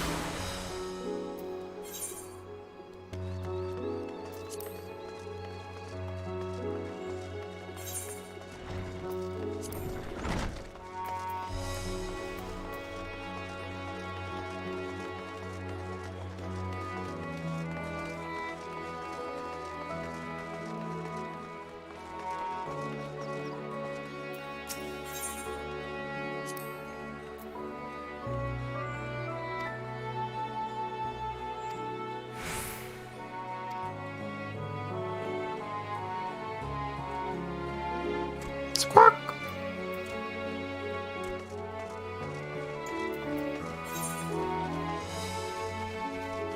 I'll go get that.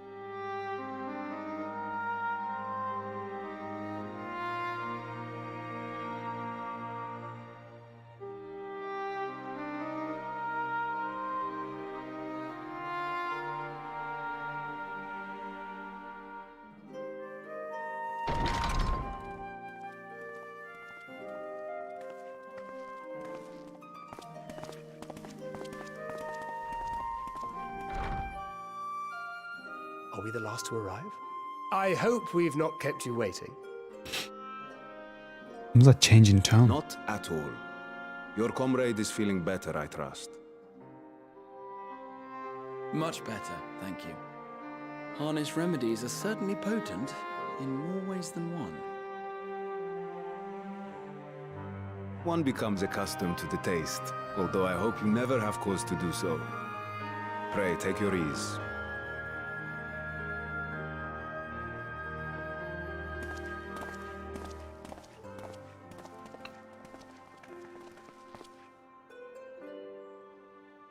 Full glad I am to see you all unharmed.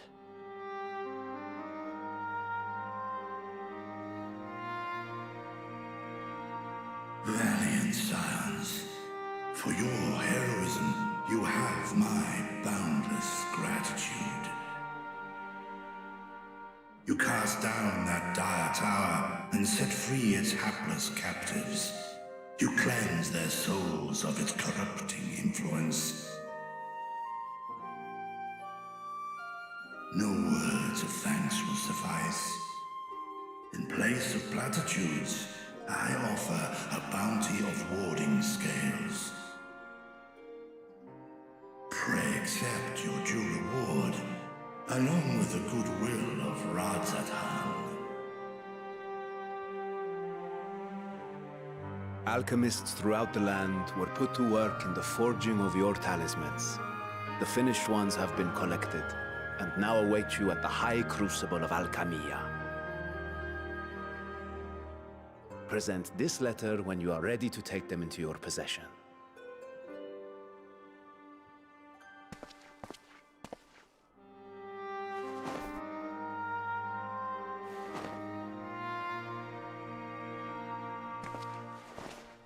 We are humbled by your generosity. Know that the inventive wisdom of Radzathan will be vital in restoring serenity to our star.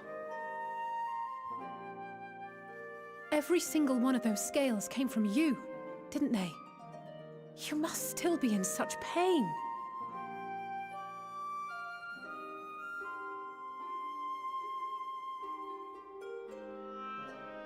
'Tis of no moment. A mere annoyance compared to the dreadful suffering inflicted upon this land and its people.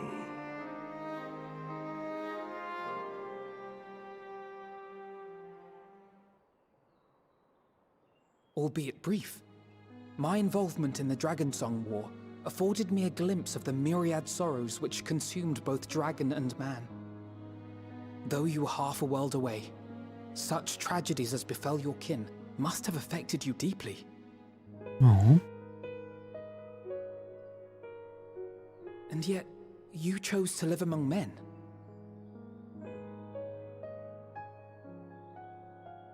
In the age when that conflict first bloomed, my choice had already been made. In some distant place, man slew dragon, and dragon slaughtered man. Yet no hate could I muster for those smiling faces which did look to me for guidance. Not even my brother's righteous rage could rally me to his cause. I huddled here, secret and still, hoping against hope that which I had built would remain untouched by the chaos and carnage.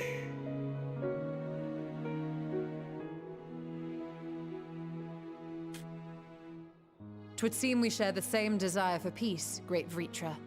To that end, I wonder if we might trouble you with another question. The Telophoroi are intent on recreating the final days, an apocalyptic event which we know to predate the sundering of the star.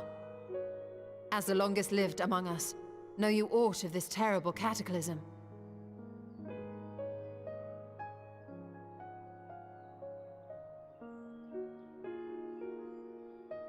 Nay. When war and strife drove my sire from his home, he crossed the great expanse with only our unhatched eggs as company. He alighted upon a shattered source, its 13 reflections long since scattered beyond the rift. Of events preceding his arrival, he knoweth naught, save that which Hydralin hath deigned to disclose. I see. So again, 'tis the inscrutable Hydralin to whom we must look for answers.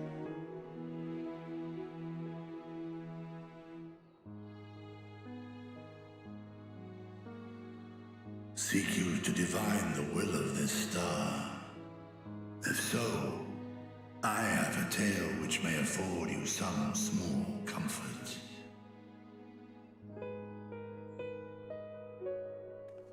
'Tis a story from my youth, many, many years ago.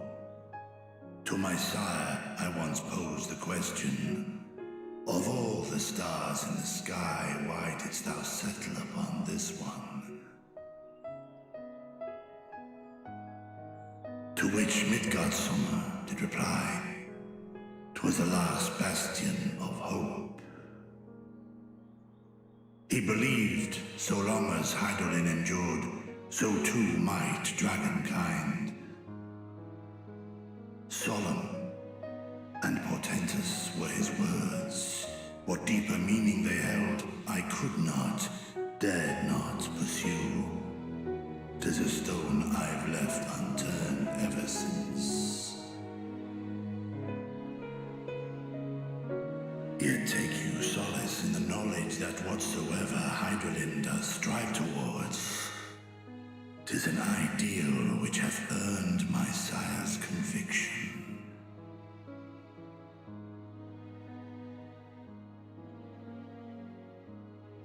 Thank you, Vritra. You've given us warm reassurance in a world gripped by cold uncertainty.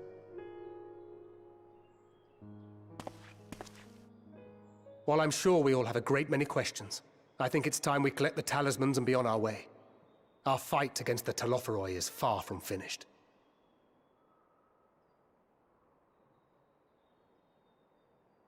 We must take our leave, but please do inform us if we can provide any further assistance.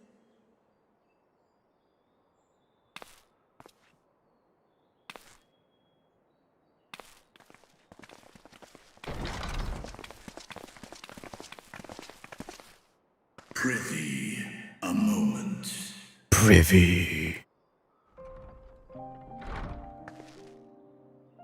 There is one whom my sire hath judged worthy of honor and respect.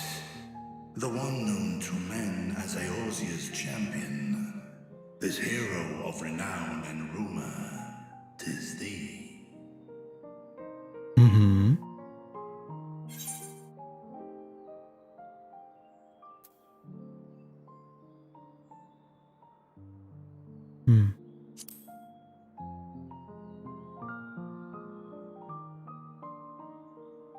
I know of his clash with Omega, and the long slumber which was his price. Yet even closed in sleep, my father's eyes are far from blind. He is watching over thee, watching over this world.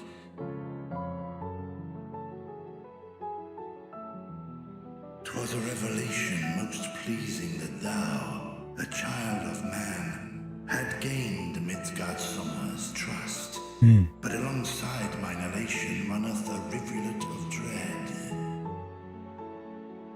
For upon thy life's reel wind too many threads of fate, power, wheel enmeshed with woe.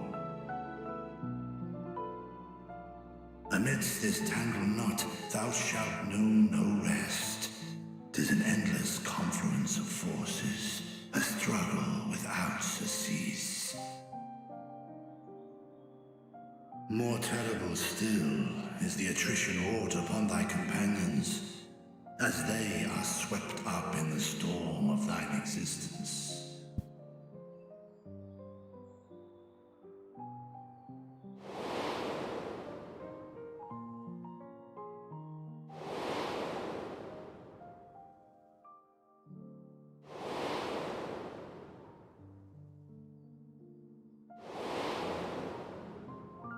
Take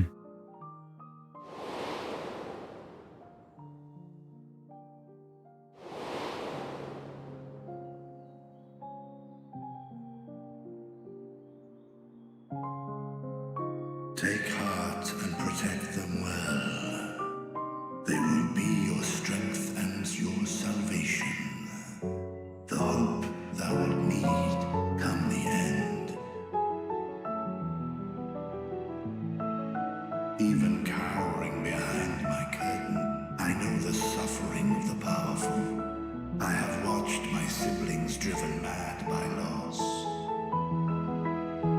Thus do I exhort thee to spare no effort to keep thy loved ones safe.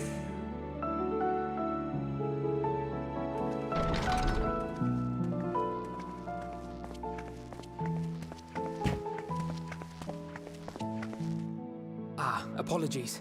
We hadn't meant to interrupt.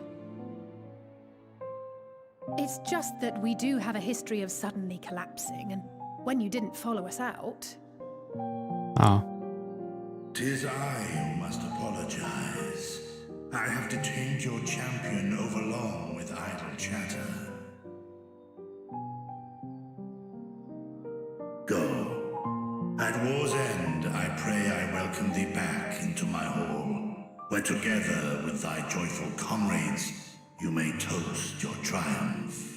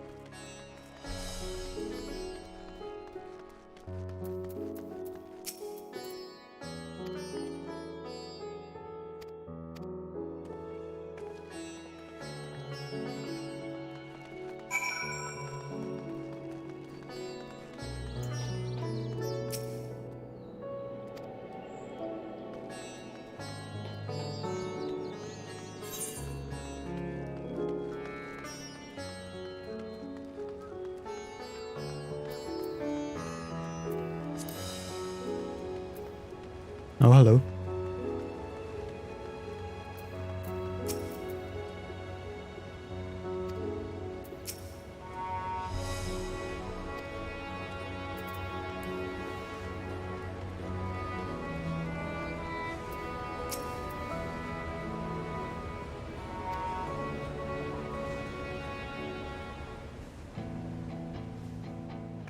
Oh, the song. These are the talismans we were promised. Yes, and I made a quick count. There are far more than we could have hoped for. Enough to outfit an entire company of soldiers, in fact. Considering the involved process, that they were able to manufacture so many in such a short span of time is nothing short of a miracle. Once we have distributed them to our allies in Eorzea and the Far East, we'll have a fighting chance to bring down the other spires, just as we did with the Tower of Zot. Or we could use them to invade Garlemald proper, and strike directly at the Telophoroid's base of operations.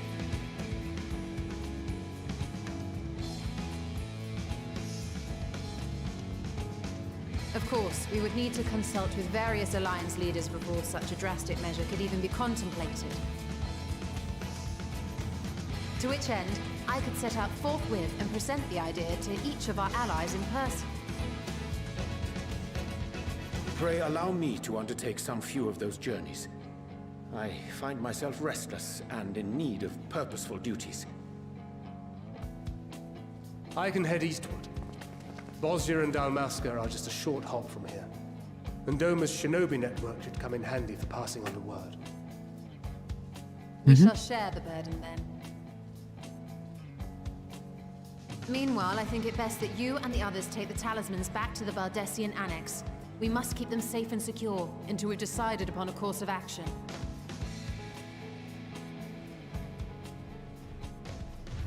Please, I must speak with you. Hmm?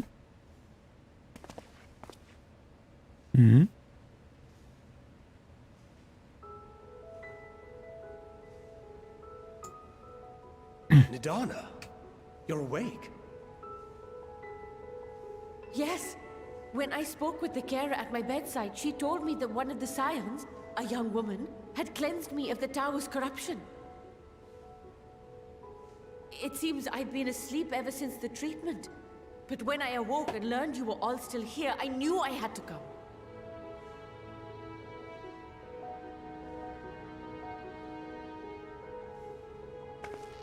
As you said, Nidana was captured only recently. Such a brief exposure is swiftly cured, so I tended to her before we gathered at Megaduta. And I am truly grateful that you did. I cannot thank you enough.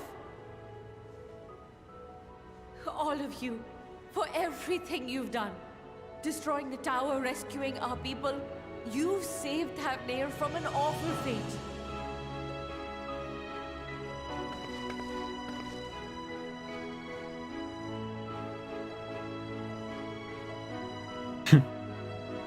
Yet who hath truly saved whom? Due in no small part to thine inspirational courage, the alchemists were successful in reproducing warding scales of proven efficacy. Replications of thy work now stand ready to travel across the seas, unto the hands of those who might wield them against this rising evil. The talisman? Is this true?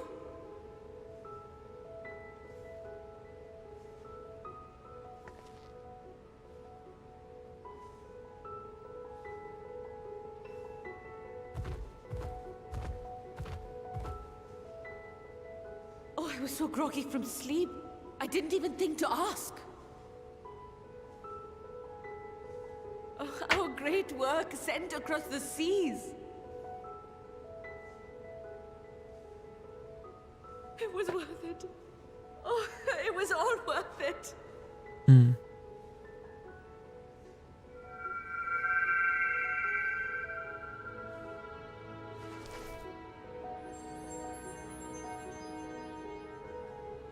Look at that! Its color is completely changed.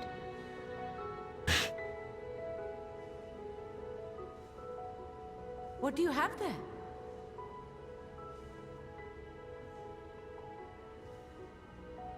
How unusual. I wonder if the effect is a reaction to Akasha. I'm afraid I'm not familiar with that term. Akasha? It is one of the unseen energies defined by Harnish alchemical theory. Though a gross oversimplification, some describe it as an essence influenced by feelings. You imply that it is distinct from ether? Foreign scholars often conflate the two, but we see them as separate concepts. Ether is an energy which permeates the land. It exists within animals, objects, even the air we breathe, affecting all through which it flows. Akasha, on the other hand, exists in a domain beyond our reach. A gift bestowed from on high, or torn from the heavens in some traditions. Akasha can neither be created nor destroyed.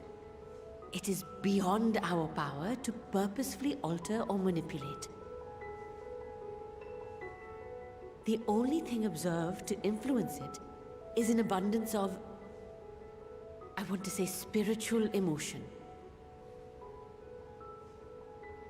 As a veteran of the battlefield, surely you've experienced moments of desperation or exaltation when you've transcended the usual limits of your capabilities. That is a manifestation of Akasha, the invisible essence harnessed by heart, mind, and unyielding spirit. I really must hear more about this theory. Our disciplines are based entirely upon the idea that ether is the fundamental form of all energy. I'm glad my haphazard explanation has piqued your interest. But even for us, Akasha is a somewhat abstract field of study. A lack of practical application lends itself poorly to formalized research. Which is why my analysis of your flower can amount to little more than idle speculation. I am sorry. Nonsense! You have nothing to be sorry for. Your insight is much appreciated.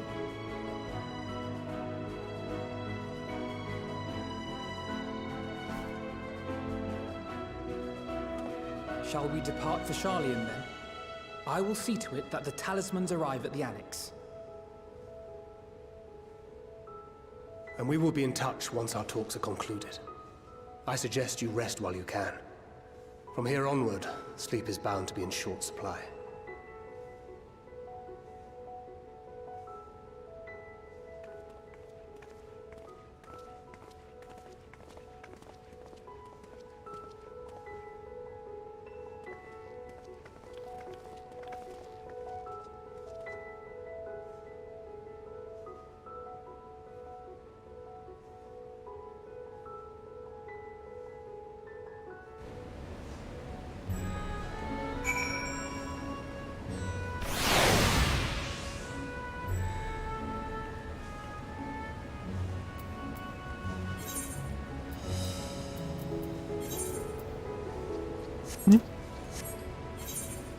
Take some Ephrates with me. I wonder if I can.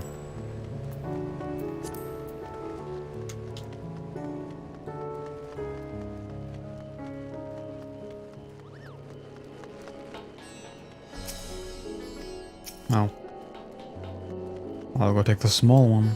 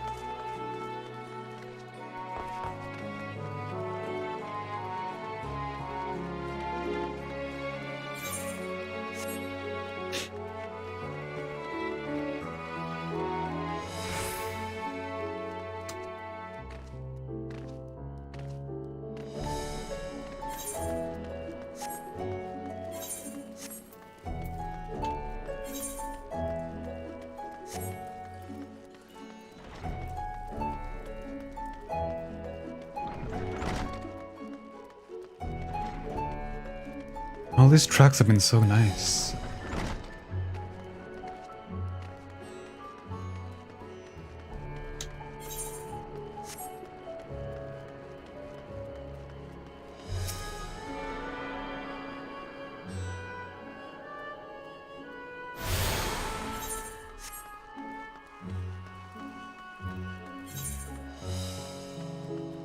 Okay, I go.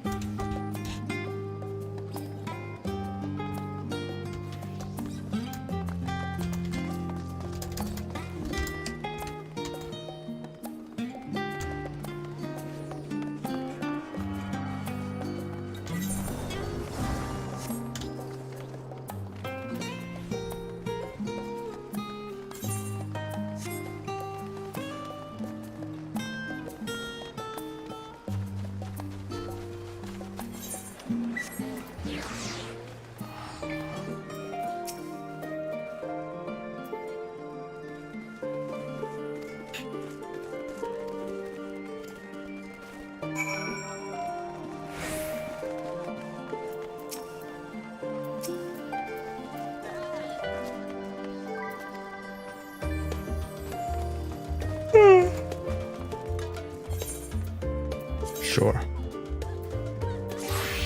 Huh?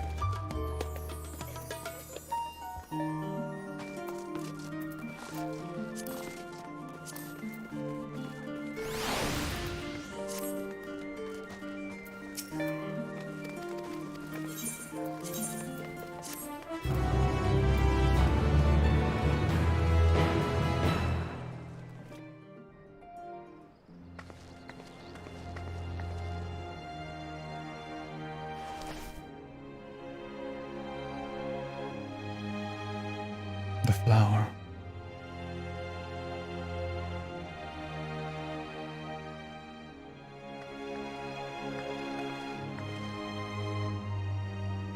Take heart and protect them well.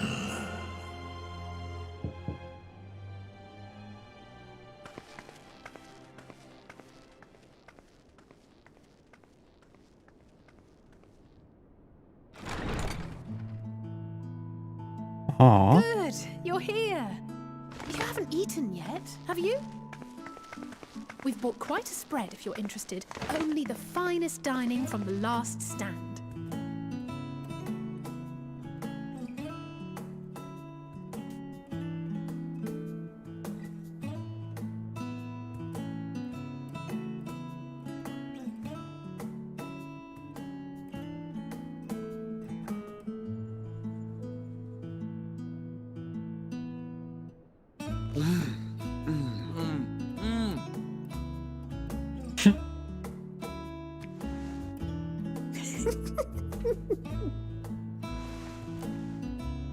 What?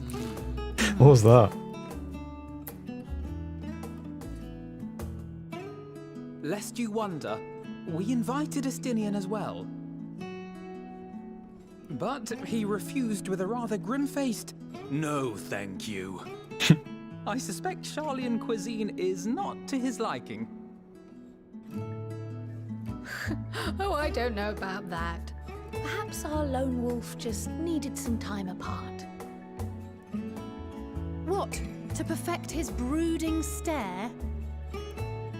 Next time, I'll drag him out by the ear, sit him down in front of a Charlian feast, and see that he eats every last bite. An excellent idea. Of all people, warriors must take proper meals and rest if they are to maintain a healthy constitution. Poor Estinian, beset on all sides.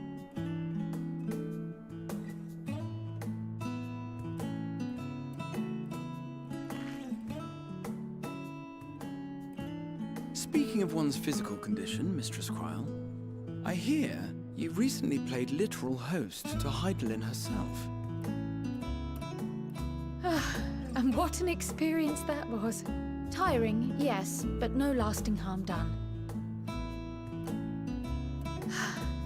If anything, I should have liked to speak with her longer. I've not felt a hint of her presence since. Heidelin instructed you to carry that flower, yes?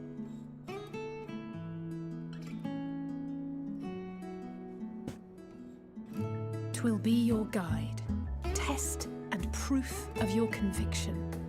And then something about seeking joy in darkness, was it?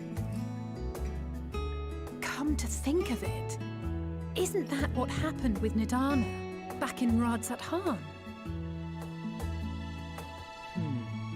The flower did seem to radiate a joyful glow, as if reflecting the elation we all felt. The relief of a people with renewed hope. Indeed. And in turn, I felt buoyed by that radiance. 'Twas akin to spotting a beacon and knowing we were on the right path. I know we've not yet triumphed over the Telophoroi, or learned the full breadth of the Forum's plans.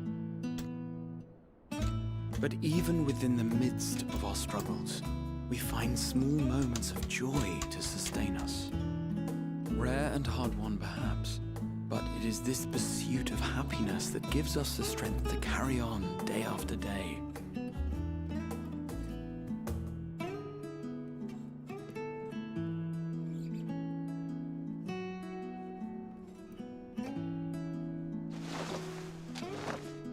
Hey, that's mine.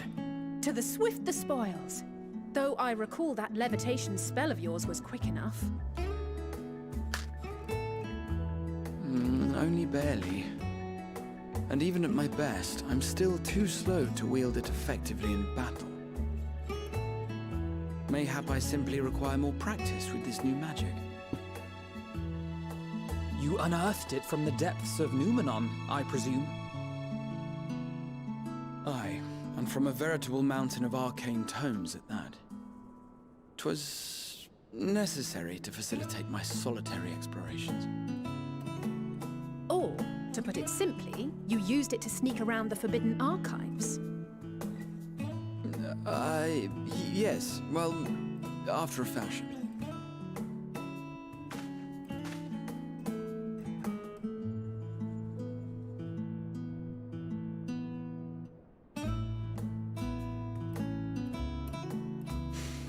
They're tall, you see.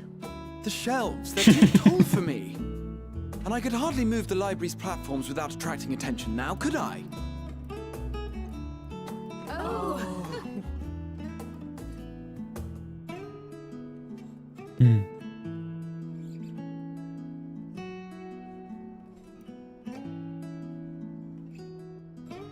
I like this cutscene.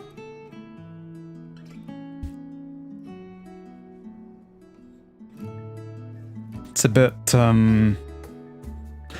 foreboding. Something bad might happen.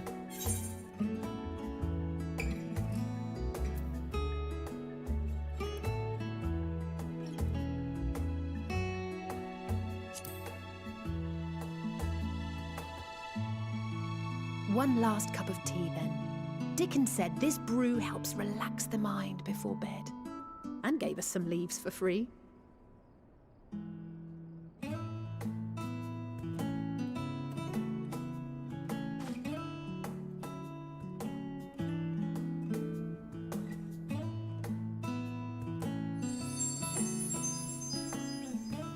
Aww.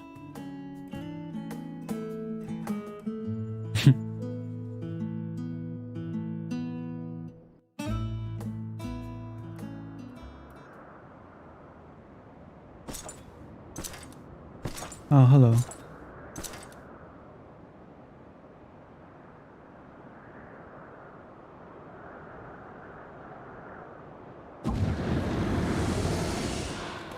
Ah! Enjoying the bracing cold, I see. Do you not own a warm coat or a cloak? Something in fur? Or fashioned from the skins of your enemies? Or... well, never mind that. I come to you once more as the bearer of bad news. Our tower in Thavnir has been toppled, and I need not tell you by whom. Given how many we have at our disposal, the loss of a single spire is hardly fatal to our plans. It does, however, slow the rate at which we siphon the ether. If they continue to preoccupy themselves with the towers, then all will be well. But should our foe prove bold enough to strike at us here, then the timing becomes questionable.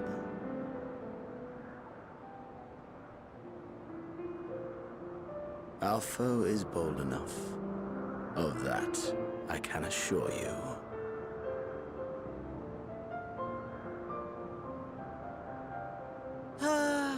Yes, very well then. I suppose I must prepare a proper welcome. Honestly, talk of your nemesis is the only thing you seem to enjoy. Does nothing else spark your interest?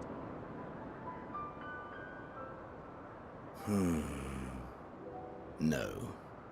All else is... equal.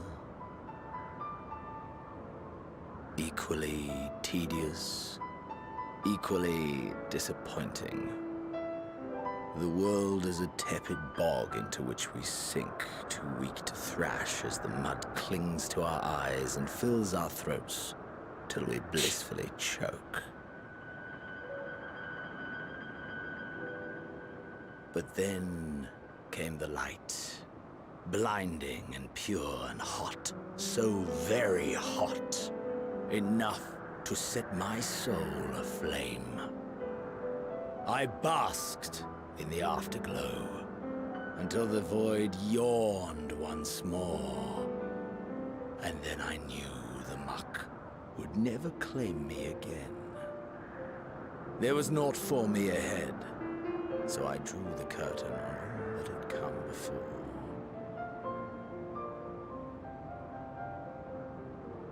Burn. Burn. Let the whole star burn. I will have my contest. I will reclaim my moment.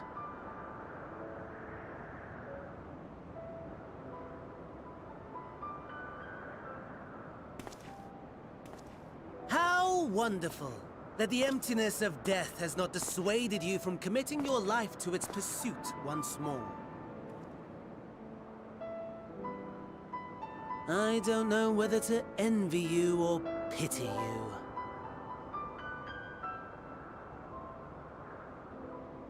You question my disinterest, but what of yours?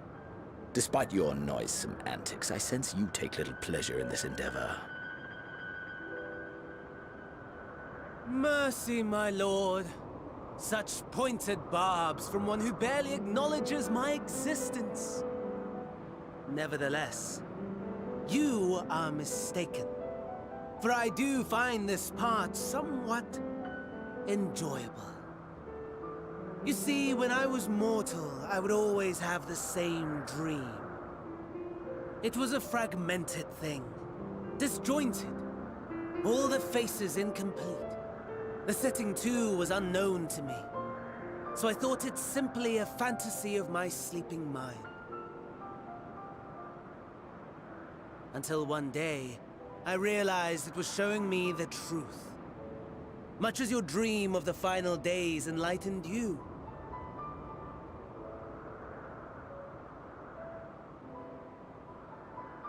And soon, very soon, the rest of the world will see the truth of my dream, too. Yes, I think that is something we can both enjoy.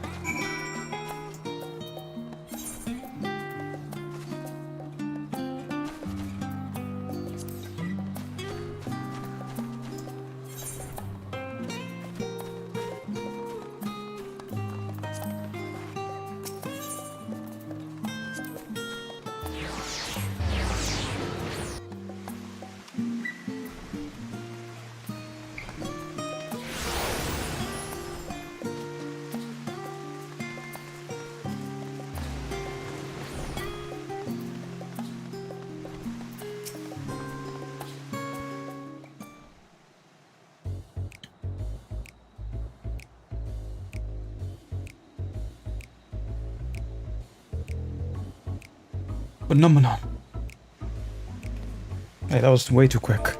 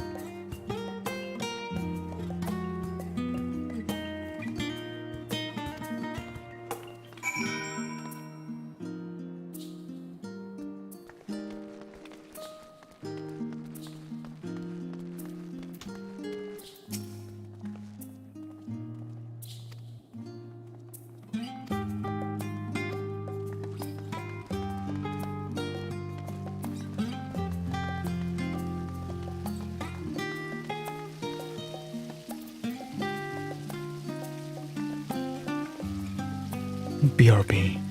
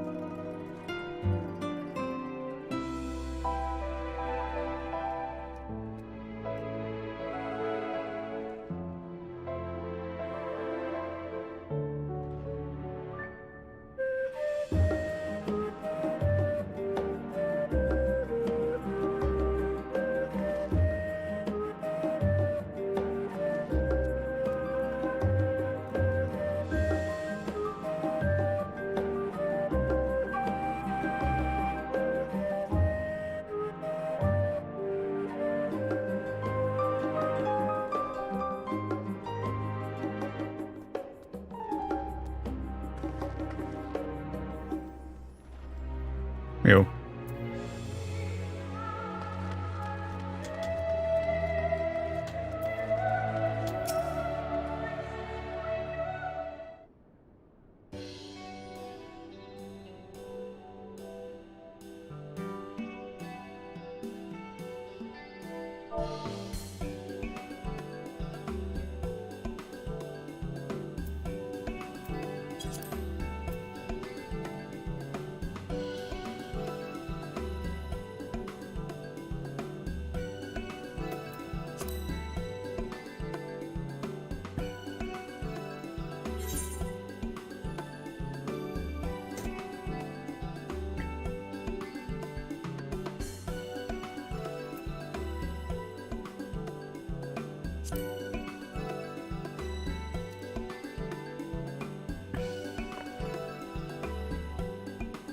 I beg your pudding.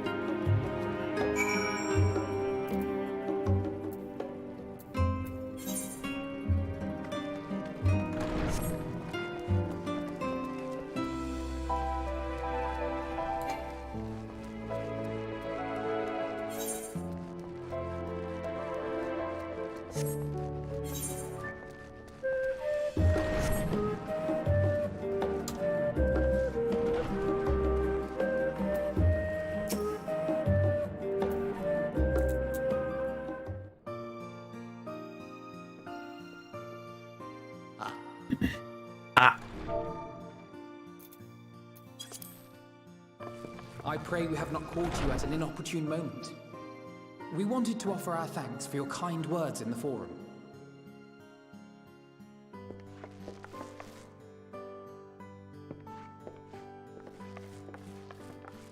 Well, I could hardly let that Inquisition go unchallenged.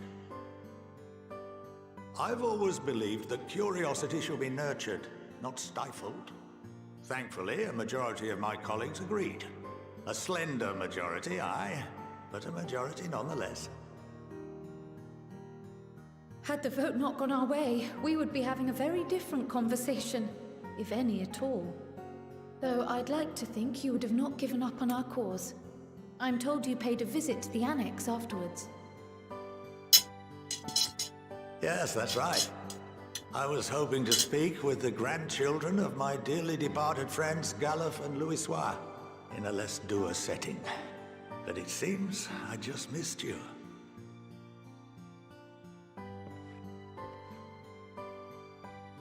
Wow, he's so tall. I can't believe how much you've grown. If only your grandsires could have seen the way you presented yourselves to the Forum. Why, it fair brought a tear to my own eye.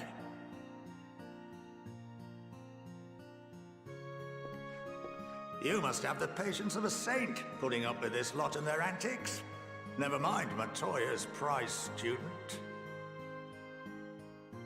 Luckily, I know a thing or two about managing unruly younglings. If you ever need advice, don't hesitate to ask.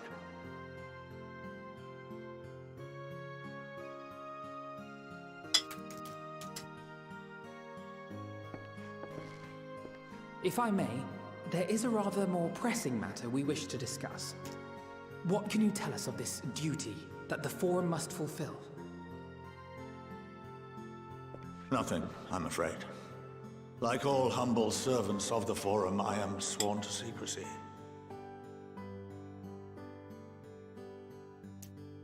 Or rather, I couldn't tell you if I tried.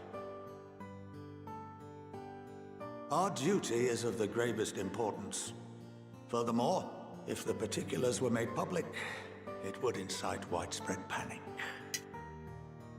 As such, those entrusted with this duty have been bound by an enchantment, which prevents us from speaking of such matters without the express permission of the Forum.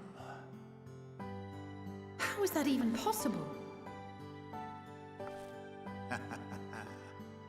It's been some time since I last gave a lecture. Please, take a seat.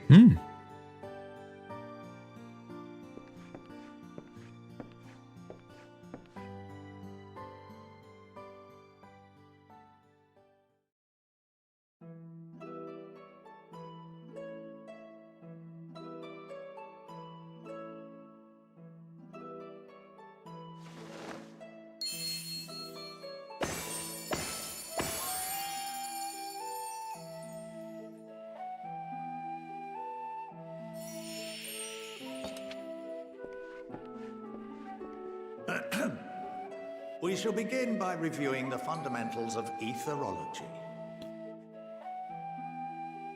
The ether, which imbues us with life, can be categorized into 3 forms. 2 are of the incorporeal sort, the soul and the memory. Can anyone tell me the third?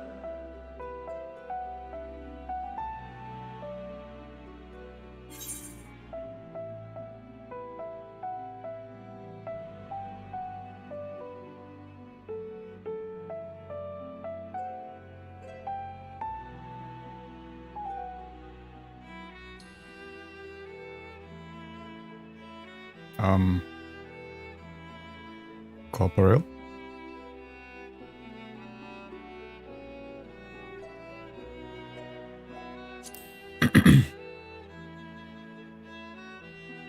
Yes, very good. This is the form with which the layman is most familiar. Consumed by even the simplest of daily activities, and replenished by the food and drink that sustain us, this form of ether is in constant flux. In contrast, the ether that comprises the soul is rarely subject to dramatic change. The same can be said for memory, as the two are intrinsically linked.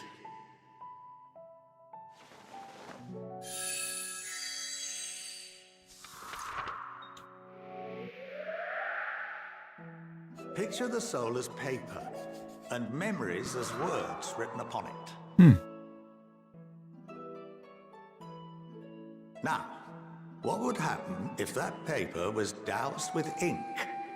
The same type of ether as comprises the memories. What?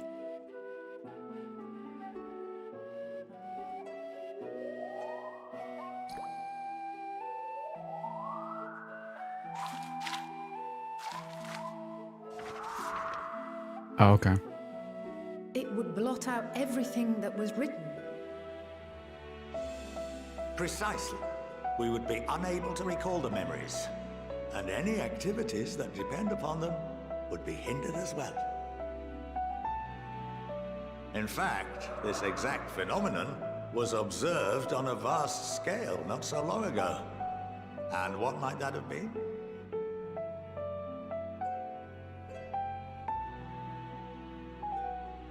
The source? The 7th Umbral Calamity. Yeah, that. The people of The first, I mean. recall Bahamut breaking free of the Lesser Moon and raining hellfire down upon the realm. Oh. But no one could seem to remember the events that followed immediately afterwards.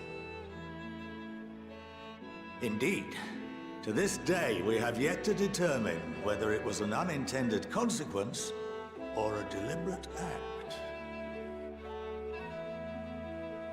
The enchantment which binds me and the rest of the Forum is based on a similar principle. And yes, it is a contravention of the Charlian prohibition against the practice of memory manipulation. Oh. Only when a new member is inducted and told of our great duty are they subjected to the process. A necessary evil. You have my word that it would never be used to manipulate the populace? I should hope not. But can this enchantment be dispelled and your memories restored? If 9/10 of our members give their approval, then the process may be reversed. Then, and only then, would we be able to speak freely to others of our sacred duty. Barring that, we must wait until we return to the ethereal sea.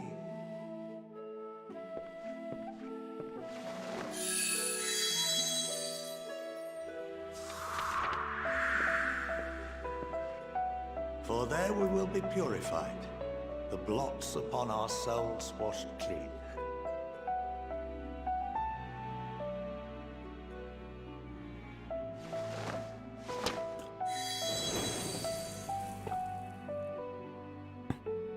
And our memories drift apart and dissolve.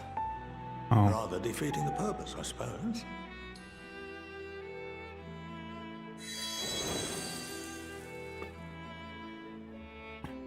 But there are those memories that are indelibly etched upon our souls. Some believe.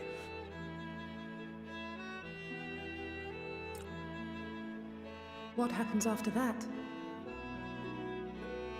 We are reduced to pure ether, coalesce with that of others, and create souls anew. Alternative schools of thought assert souls remain whole and return to the corporeal world, reborn into another form. Both theories have their proponents. Personally, I consider each equally probable.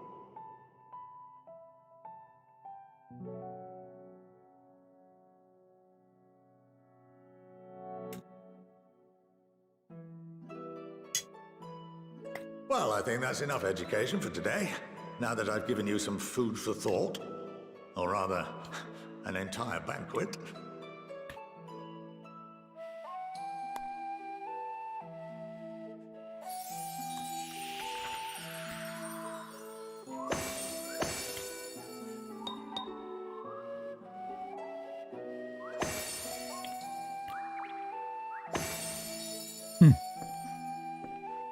I would remind you that although I'm unable to assist you with certain matters, the resources at my disposal may still be of use to you. I'll arrange for you all to be given the run of Phenomenon. Of course, as associate to our alumni and the students of Baldessian, this privilege is extended to you as well, my friend. Nice. Oh, and I suggest you speak with Ki Aliapo. She's well known among the artisans of Charlian, and her network of contacts may prove useful in your search for knowledge. I wish you all the best in your pursuits, wheresoever they may take you.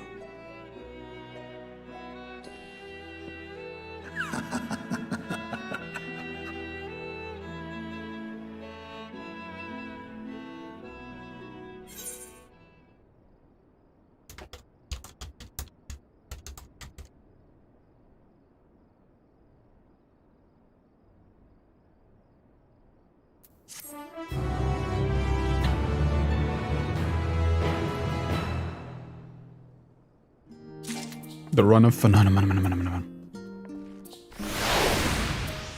Holy crap.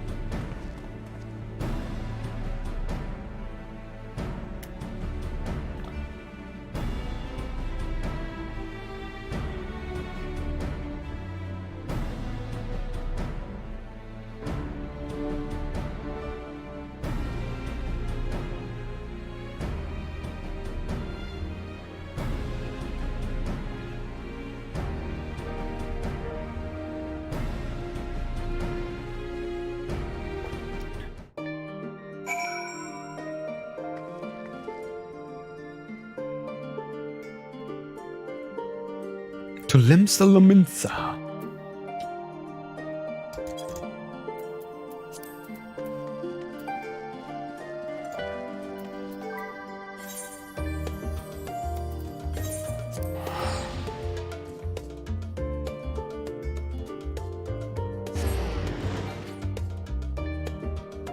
Huh?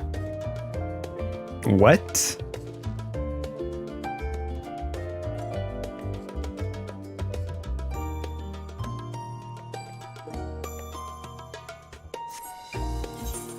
Well done.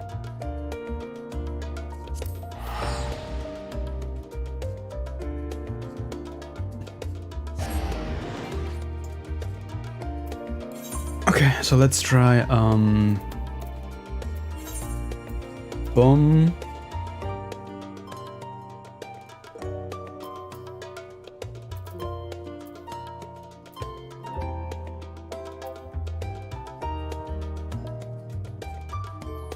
Boom.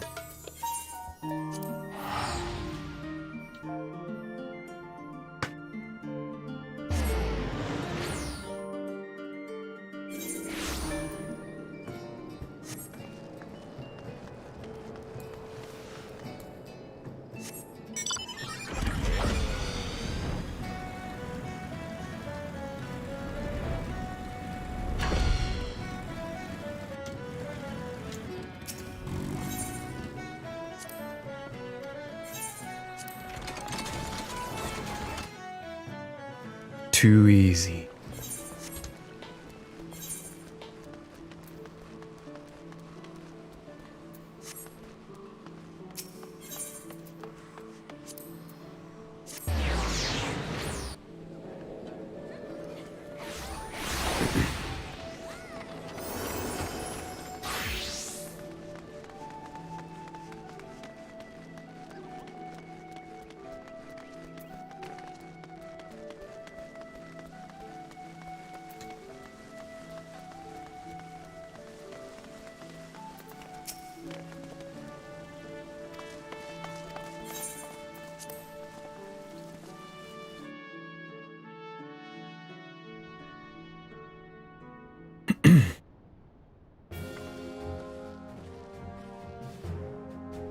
Oj, oj.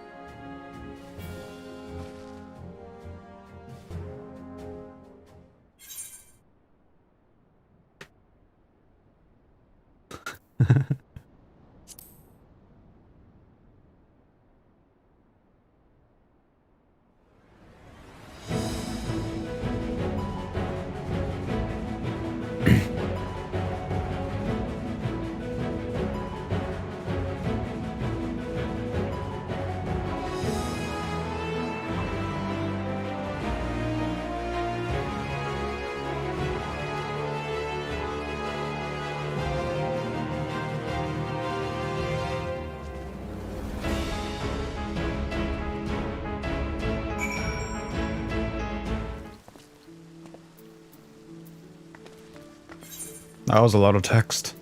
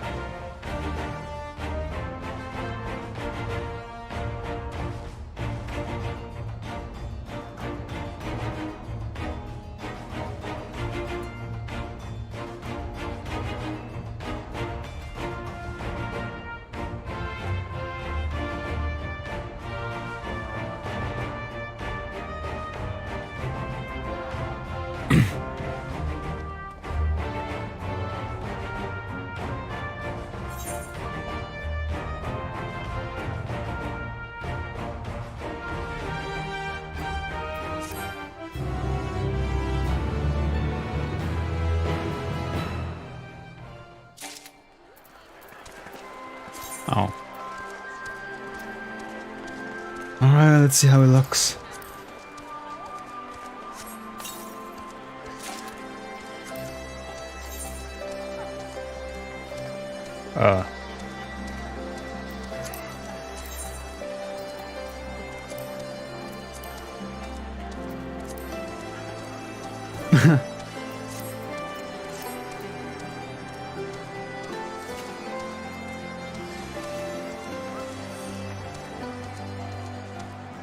I think I'll pass.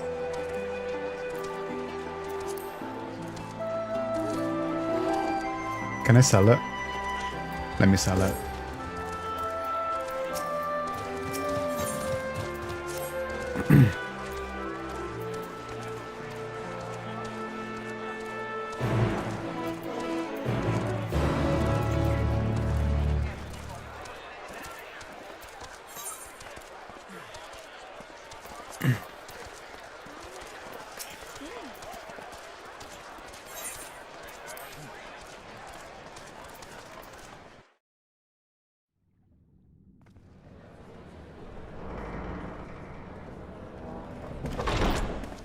By the 12.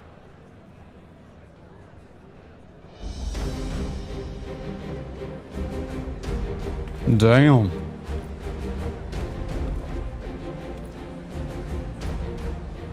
Glad you could join us. I hope you don't mind, but we went ahead and started without you. As you can imagine, our traveling companions were eager to become acquainted. 'Tis a rare thing indeed to see such a diverse and talented group of individuals assembled for a single purpose. We fight not only for the sake of Eorzea, but for the entire world, including the people of Garlemald. Much rides on the efforts of the Ilsabard contingent. Indeed, which is why I am glad to find myself in the company of many trusted comrades, yourselves included.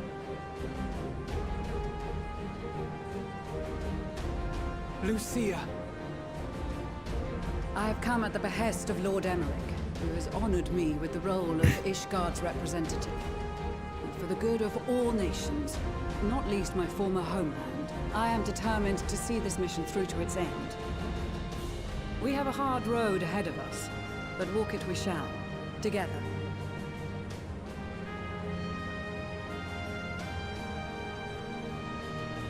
We too welcome this opportunity to work together once more. It's nice lighting. I have faith that if there is a way to resolve Sunset. this conflict, we will find it. Allow me to introduce you to the rest of our company. Everyone! If I may have your attention.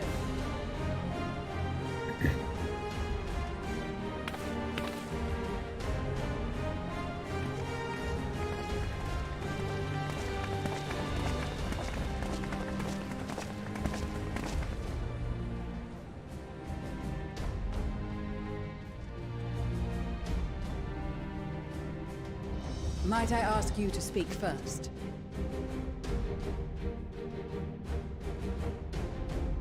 If I must. I am Arun Senna, spokesman for the Gridanian delegation, here on behalf of my esteemed sister, the Elder Seedseer. We shall provide support and protection to those in need during our time in Garlemald. To that end, I am joined by healers selected by the Conjurers Guild, with the Order of the Twin Adder's Finest serving as our escort.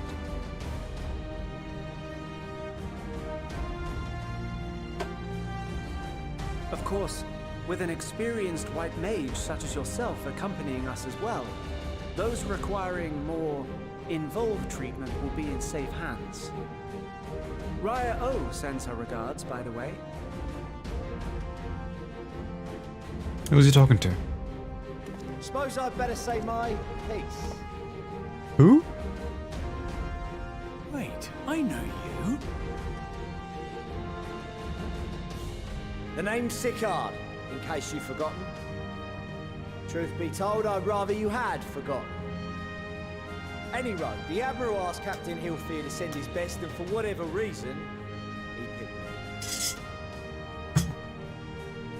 Of course, if I'd refused, I'd be the laughing stock of the bloody executioners, and my reputation's taken enough of a keyhole in as it is. But more importantly, like any pirate worth his salt, I know when you're staring down a storm, you gotta trust in the commander of your ship. So if the Admiral wants us to go to Garlemald, not for plunder and glory, but to promise of peace in our time, then that's what we'll do. Alright. Since we all know how much the Empire loves its steel, we thought we'd bring along a few smiths to make the most of it.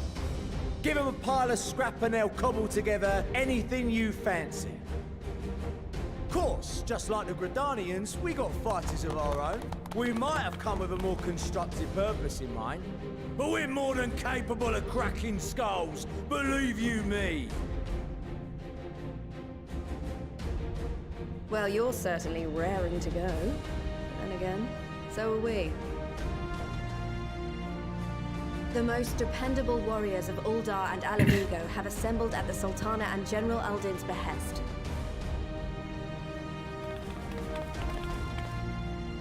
If Garlemald has truly fallen, then the whole place is likely to be crawling with Telophoroi. We'll need plenty of troops to clear and hold a path for others to follow. That's where we come in. Naturally, Marshal Terrapin and I will be leading from the front.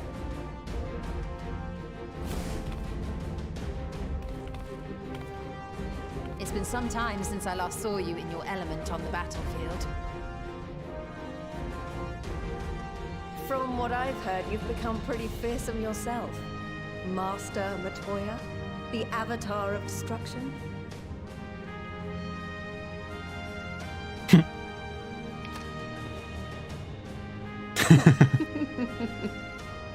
With comrades like these, I know we'll succeed, no matter what awaits us. And then we might finally get a chance to enjoy a good long rest. But until then, let's give it our all.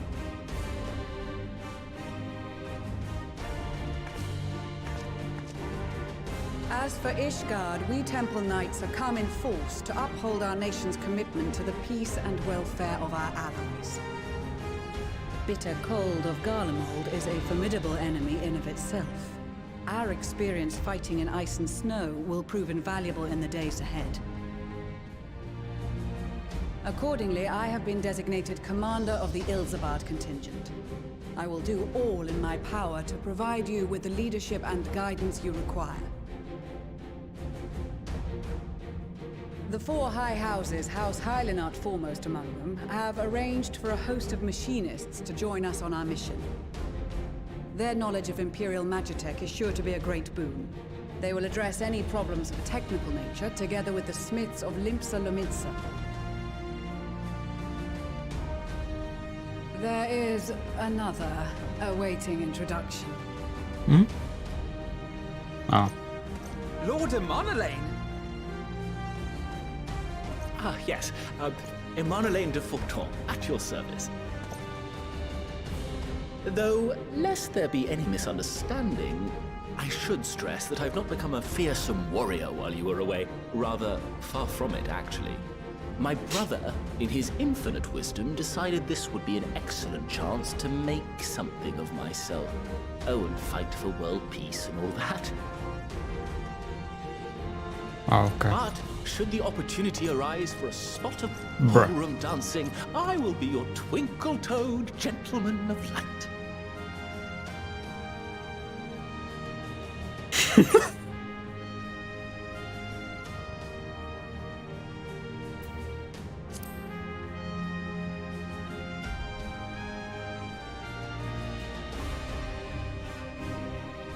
Huzzah! I cannot wait to regale Honoroa with my tales of daring-do. I believe that concludes introductions for the Grand Company of Eorzea. Our allies from the Eastern Alliance were due to arrive some time ago, but it would appear they have been delayed. Would that be the shinobi of Doma? Actually, they've been tasked with relaying messages back and forth between the various Eastern nations. According to Lord Hien, however, an equally capable company of warriors has been sent in their stead. Hmm? Out of my way, you preening fool! Wow.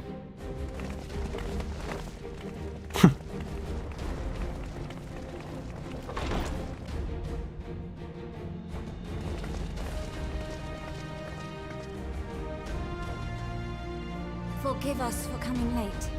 We are the delegates of the Eastern Alliance. Cyrena, and you've brought company.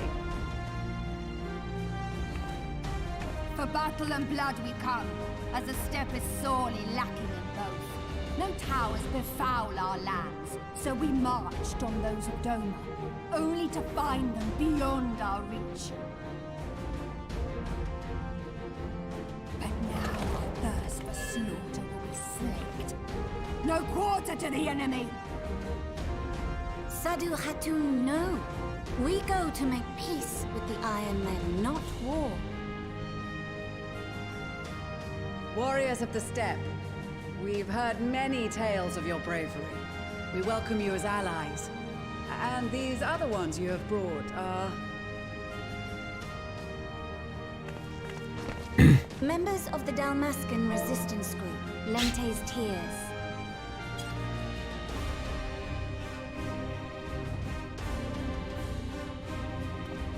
and the Bosnian resistance. Between them, they have a wealth of experience in espionage, and are particularly adept at infiltrating Imperial facilities, which is fortuitous, since Garlemald's domain is so vast that I could never hope to handle reconnaissance duties all by myself. Dalmasca, Bosnia, Alamigo. All lands which have suffered the tyranny of the Empire. I would never presume to question your motives. Nevertheless, I must reiterate that our goal is to aid the victims of the Telophoroi, the common folk of Garlemald. And they are victims, make no mistake. Though I understand that many may struggle to see them as such. You're more right than you know. For every one of us that answered the call, there were a dozen that refused. Not only in Alamigo, but everywhere we went. And who could blame them? The Empire's always been the enemy. But after seeing what we've seen, fighting and working against and with Garleans, there's no denying the simple truth. They're just people. No different from you or I. They've got their share of liars and murderers, but so do we. So do we all. Fordola, who once swore herself to Garlemald, has proven herself a trusted ally time and time again. Every Eorzean here knows Cid Garland, the Imperial defector who shared with us countless technological wonders. Gaius bloody Baelsar himself is working to help rebuild Wurlid, a nation he once conquered. So you can believe me when I say that every fighter here understands and accepts that the Imperials are not monsters and are deserving of help. Or at least that they were able to put aside their feelings for the greater good. It won't be easy, but we're all determined to make this world a better place.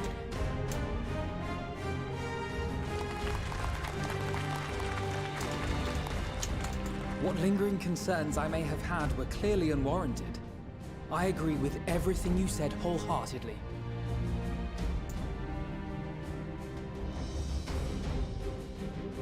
Then we are in accord. Now, let us review our strategy. To reach the Garlean capital in northern Ilsabard, we must cross the central mountain range. Fortunately, Garlond Ironworks can provide aerial transport, sparing us this most treacherous part of our journey. However, attempting to fly any closer to Garlemald would attract the attention of the Telophoroi. As they appear to have seized control of the majority of the Imperial military, we must assume that includes its fleet. In addition, Garlemald possesses devices that can interfere with airship navigational systems, further discouraging an airborne approach.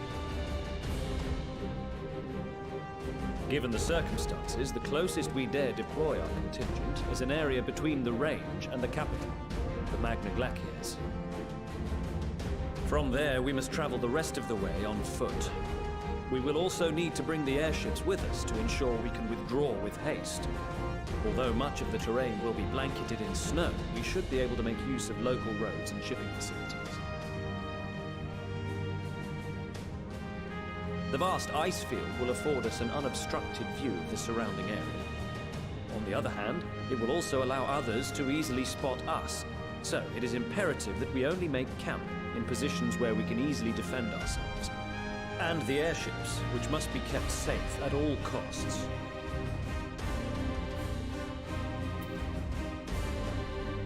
We cannot account for every possibility, so we must be prepared to think on our feet. We will be tested. Sorely tested, I expect. But for our homes and for our people, and a people not our own but in need, we will succeed. Spare no effort in your preparations. Once we depart, there is no turning back.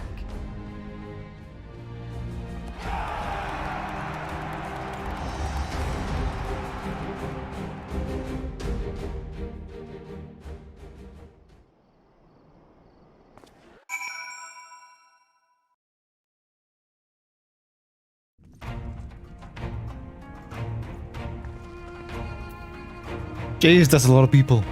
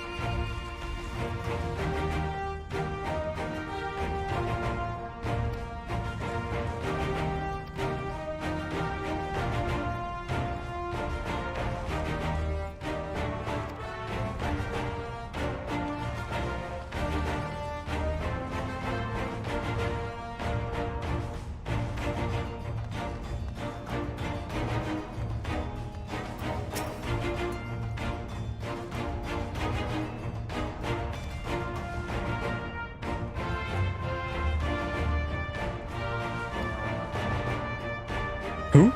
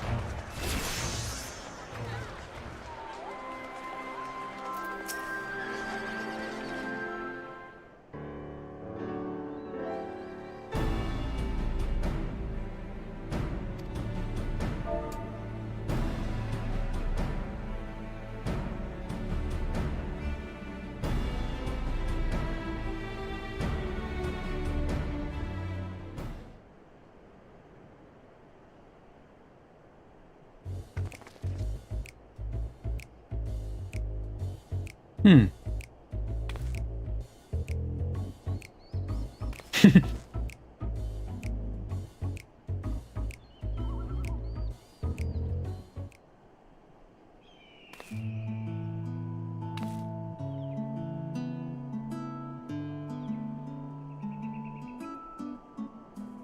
Hmm.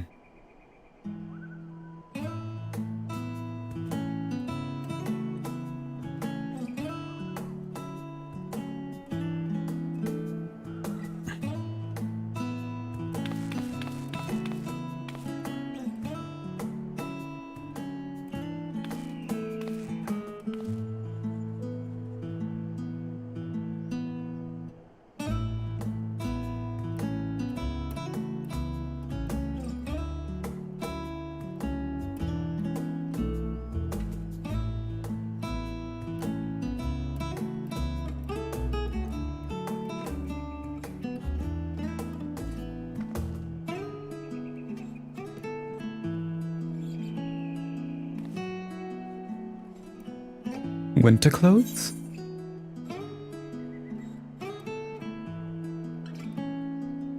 Winter woolies. Oh. Ooh.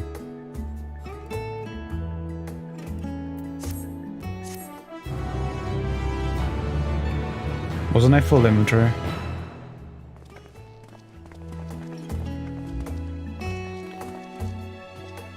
Estinian just walks off.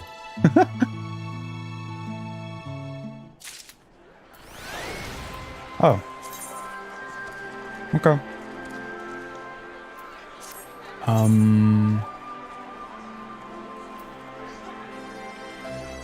Hmm.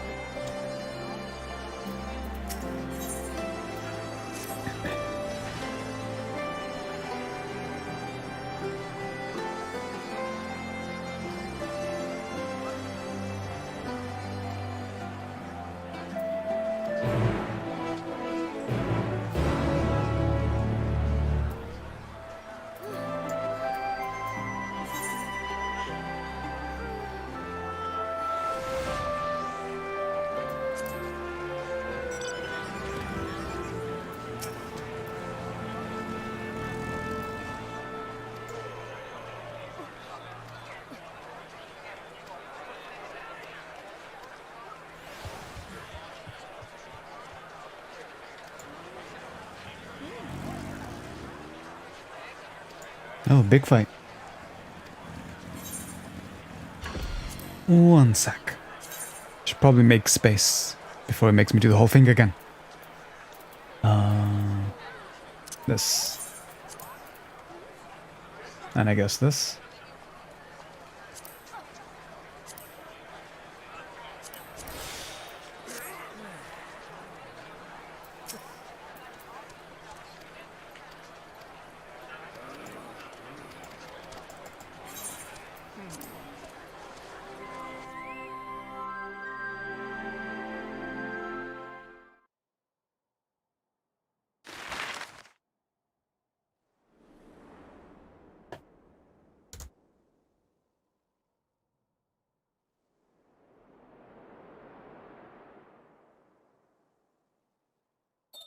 Ilsabard, divided in twain by a vast mountain range.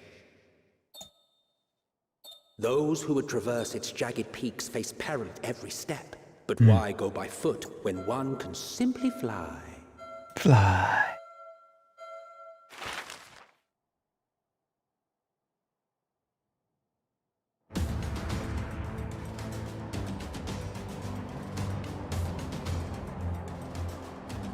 On the outskirts of the Imperial capital, in the frozen wastes of the Magna Glacius,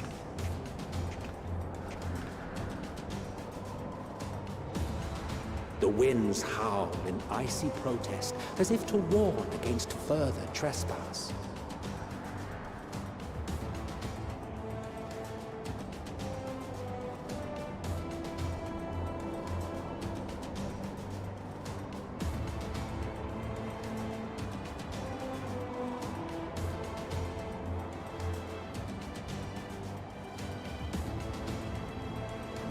I should take my mask off. We've received word from Thancred's now. reconnaissance party. They've sighted a detachment of heavily armed Imperials. Survivors of the Civil War, perhaps?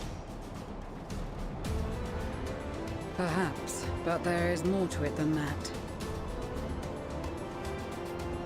Maxima reports that they are led by Vergilia, legatus of the 3rd Legion, which comprises the bulk of their number.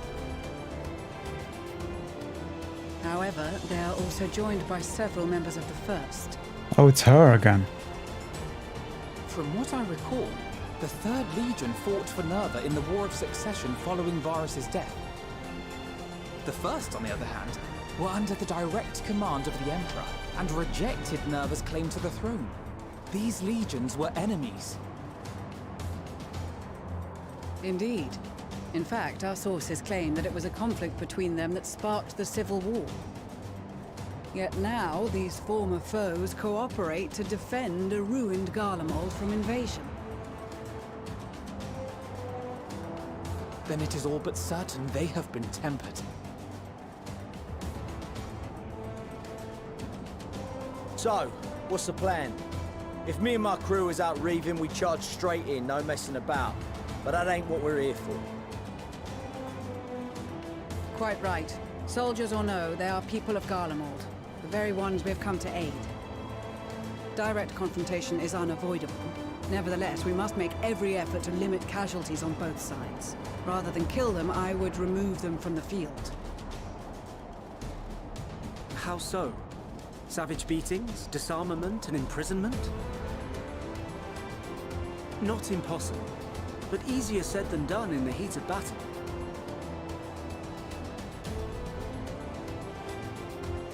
Having observed the opposition, I imagine Thancred had something to suggest? He did. He and the other scouts have already infiltrated a supply depot some distance beyond the Imperial detachment's current position. Stored within is a stockpile of Magitech armaments, and once we give the signal, Thancred's team will destroy them all. In so doing, we will deprive frontline troops of materiel, and likely force the detachment to send men to investigate. Materiel? Divide and conquer. Not a bad idea. Once the scouts have finished their preparations, we will split into 2 groups. The first will form the vanguard, while the other brings up the rear with our supplies.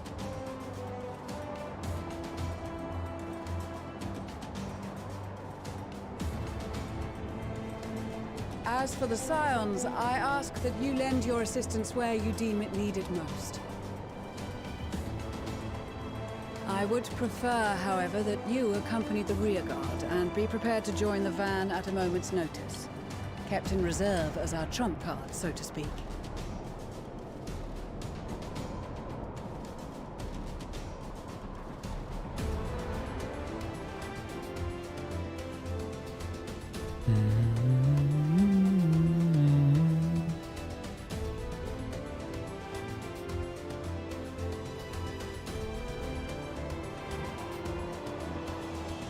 Binchilin.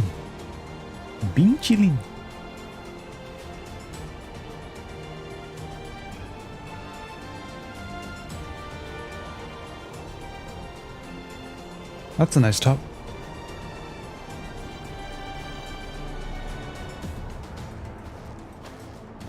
Your proposal was well received.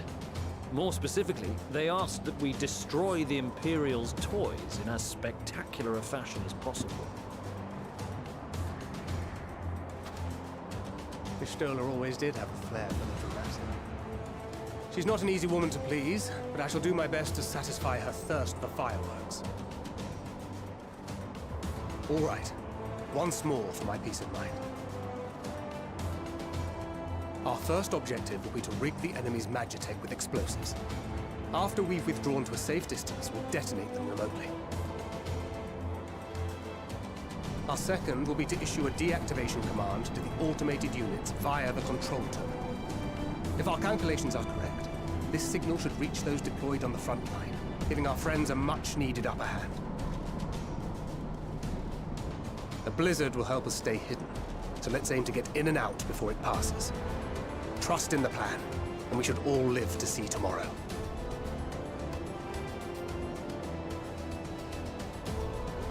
In the meantime, I will relay messages back and forth as the situation unfolds. You'll forgive me if I ask again, but are you certain you wish to play the lone wolf? Wouldn't have it any other way. Call it foolish and reckless if you like, but I'll get the job done. I always do. Okay, dude. Very well. I wish you the best of luck.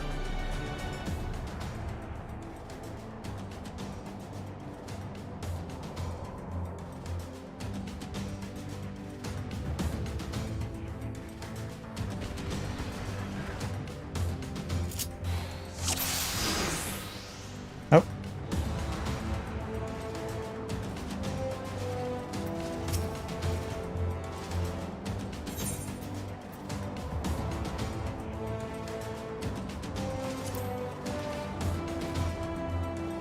Hmm?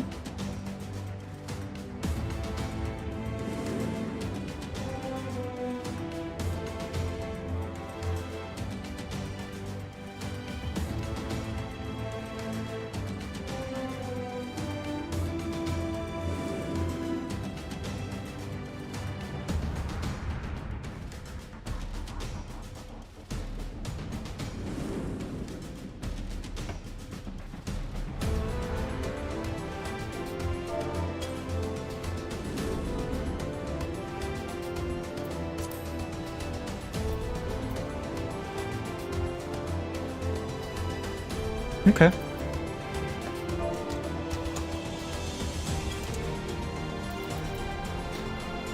So...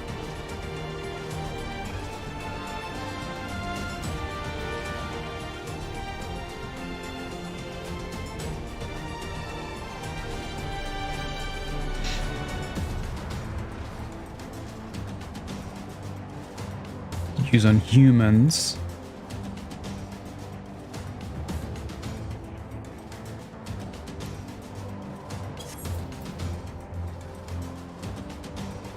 Okay. Keep your wits about you. It's time. We only have one shot at this, so let's make it count.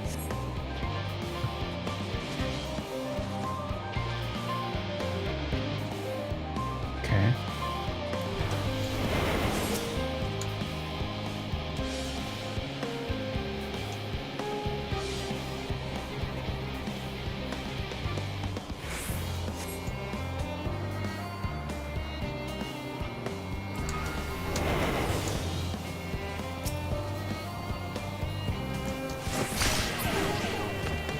Boom.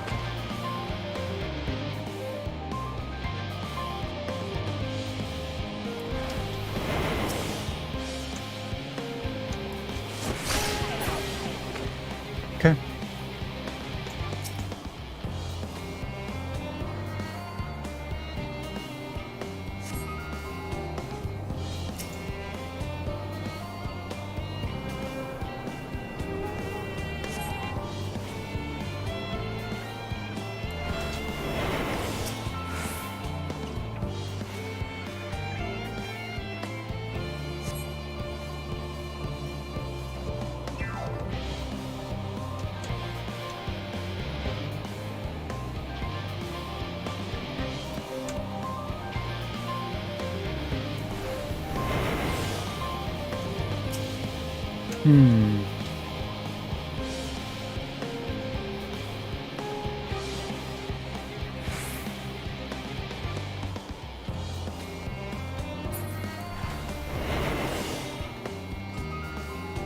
on. And then one more.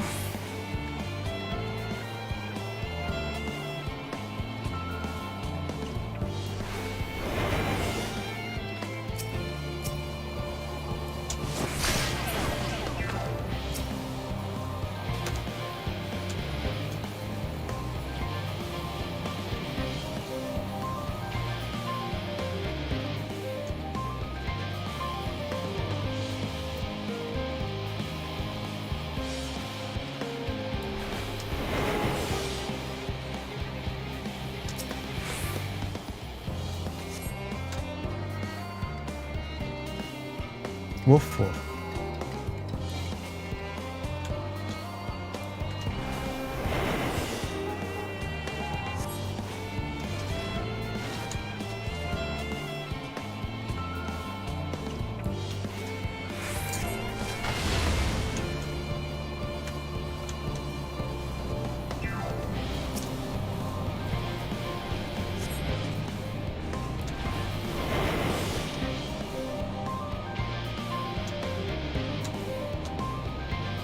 How do I deal with this thing?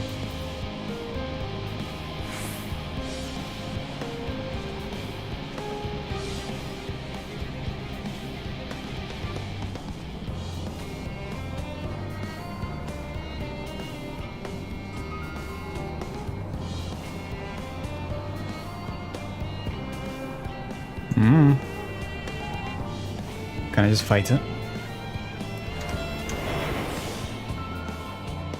I'll kill this guy.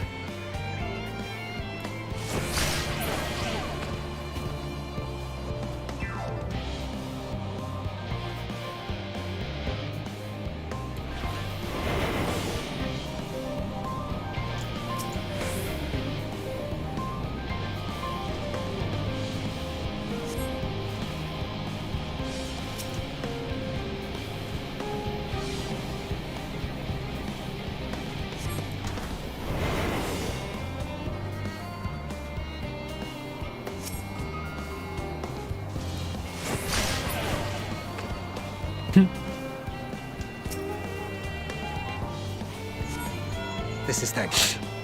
The explosives are in place. Very good. All is proceeding as planned. Head to the control terminal. It should be to the northwest. Understood. Have the others wait at the rendezvous point.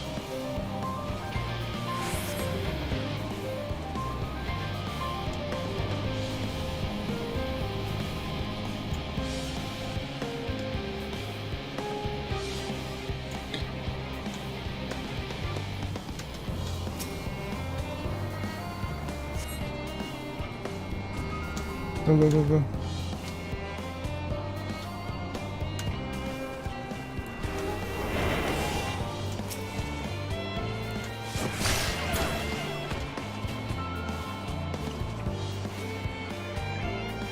Uh-oh.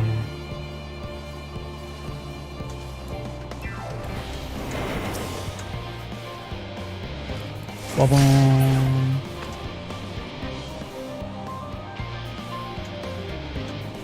Another one. Whoa! What the heck?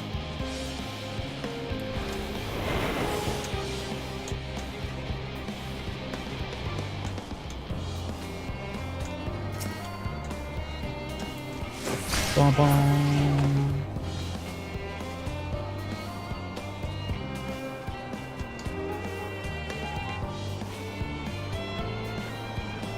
That's a lot of things.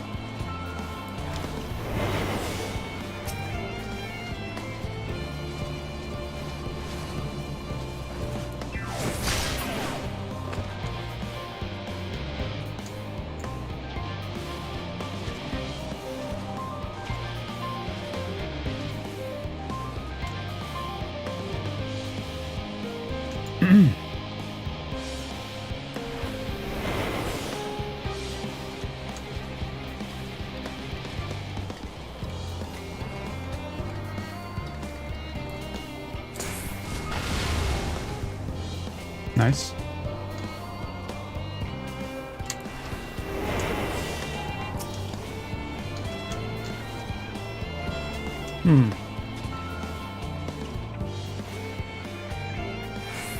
It's a lot of things.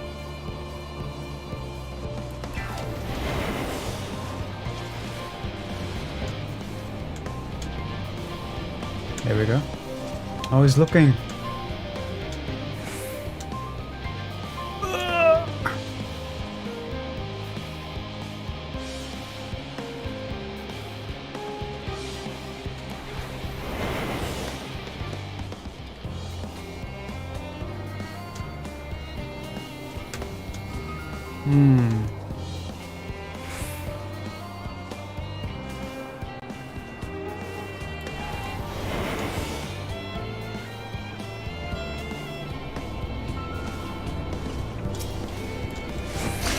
Go, go, go, go.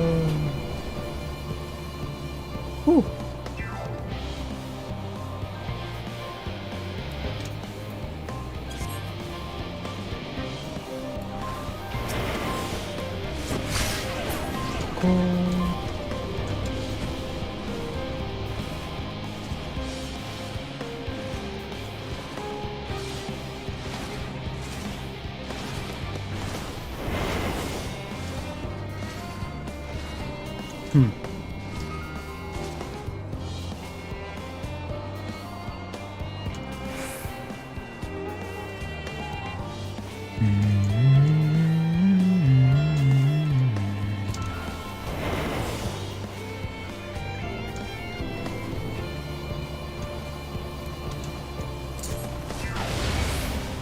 What?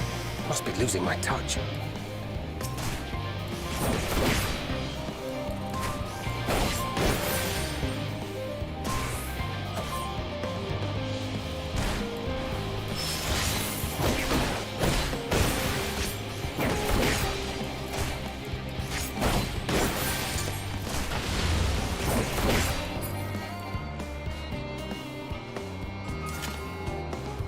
Damn. I didn't know the thing would hit, trigger the thing.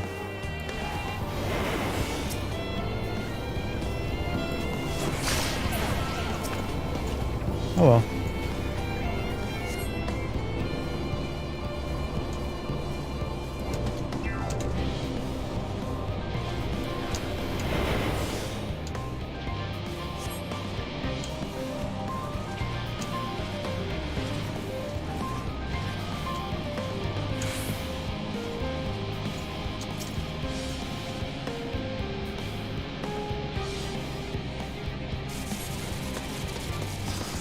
Cool. What the heck is that? Oh.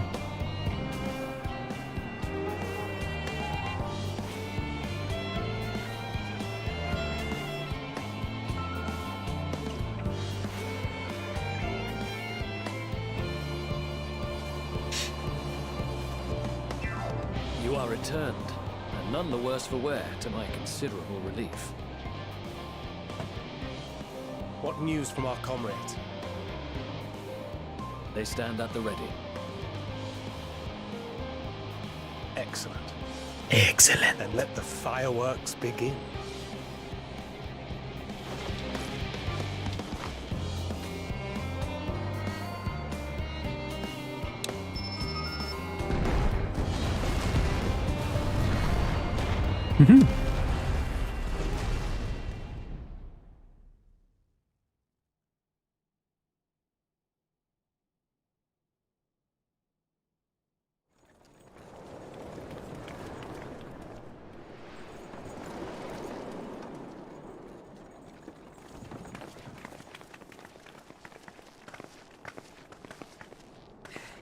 The blizzard's beginning to clear. The Vanguard should be engaging the Imperials any moment now, if they haven't already. Ishtola and the others are with them, so I'm sure they'll be all right, but...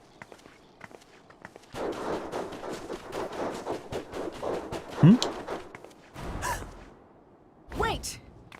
Something's coming!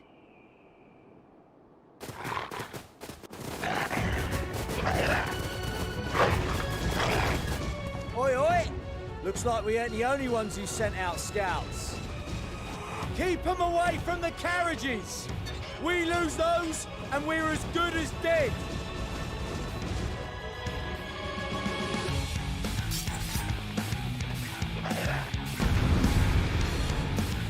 Sick beat.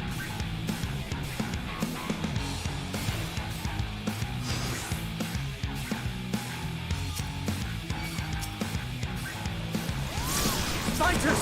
Protect the others!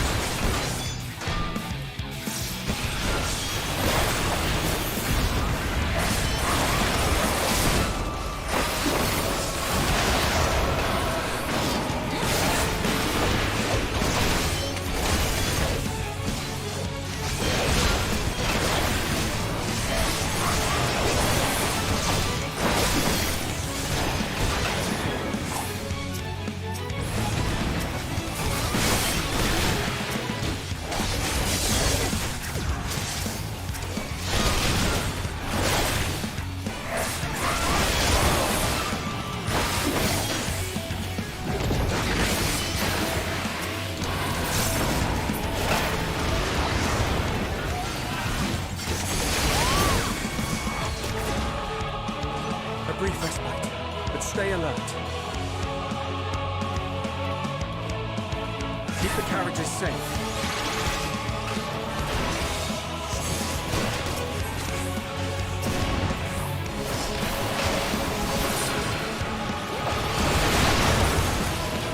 What impeccable timing!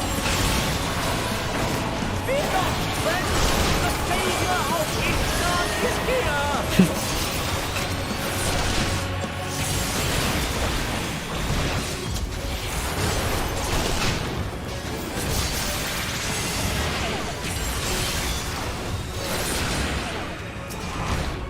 Save the other side.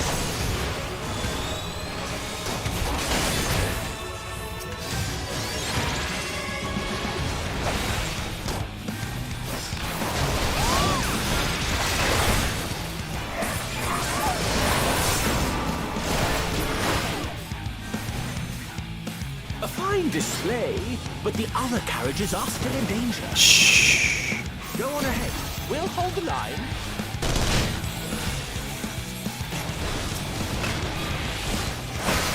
We're the only ones still struggling. Time we put our backs into it then.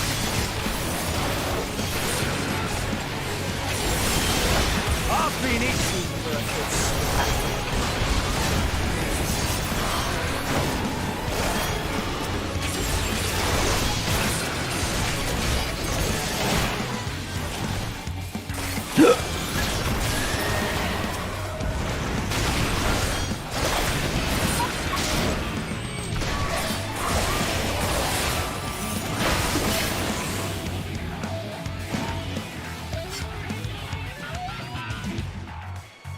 Oh.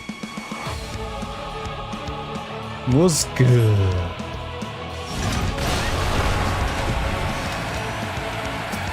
Oh, nice.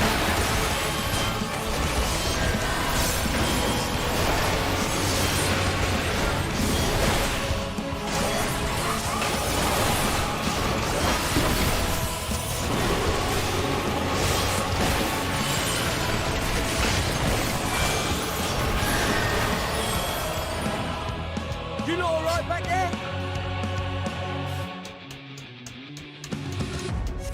We're fine and ready for more. Hear that? Get to the front and turn the tide.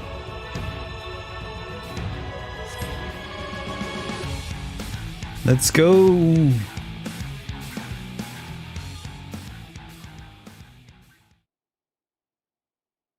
Meanwhile, on the front line.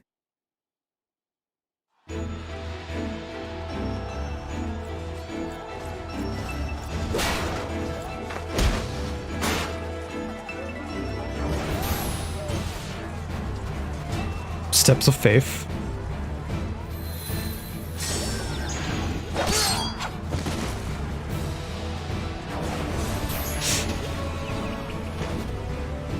Remove from the field was not a euphemism for enthusiastic. It's nothing that won't heal in time. The trouble is, their tempering has made them utterly fearless. Subduing them would be easier if they had the capacity to submit in the first place. Well, this is the path our young charges would have us walk, and that we all agreed to follow. You knew it would be hard, yet still you pledged your lance, did you not?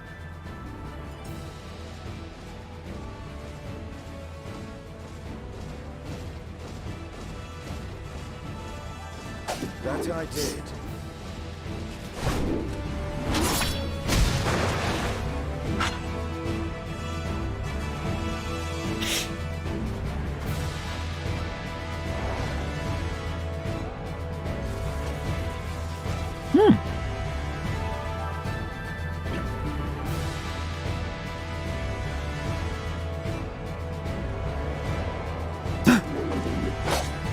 She has a spear? That's Vigilia. Damn it. I need to help the others take her down.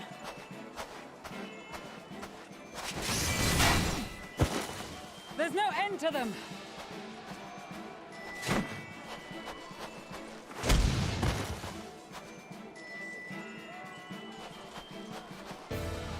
I was wondering when you'd turn up.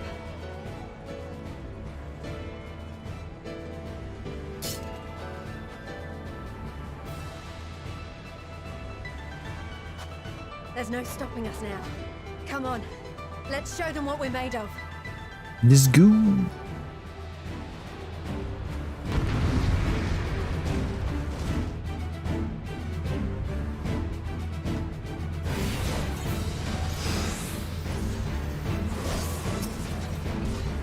We have them now! Forward!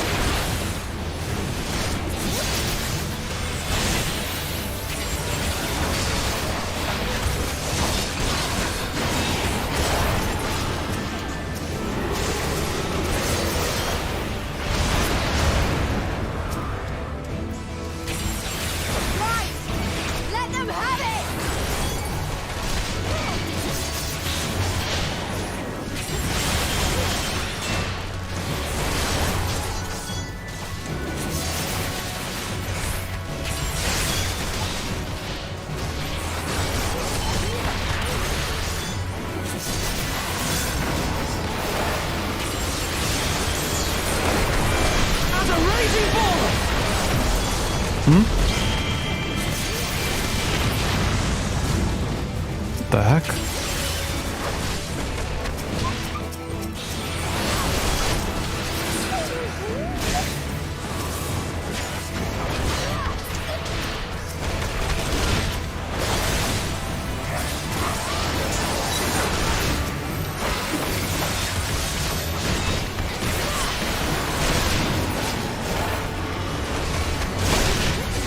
Oh, damn.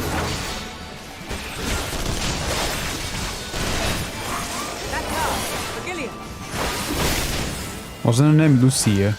Wait, that's my person. Do not fall behind!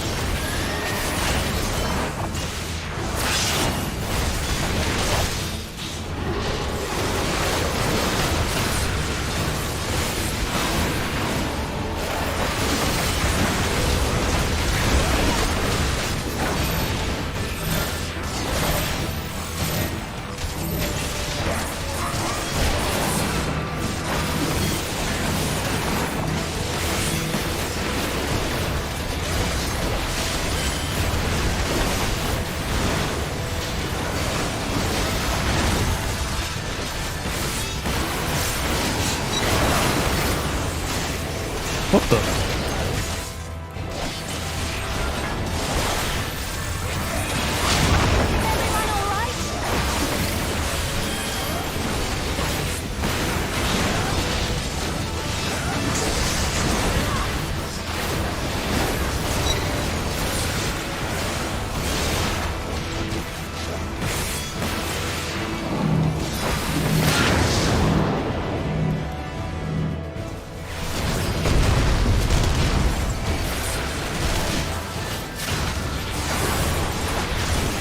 Die!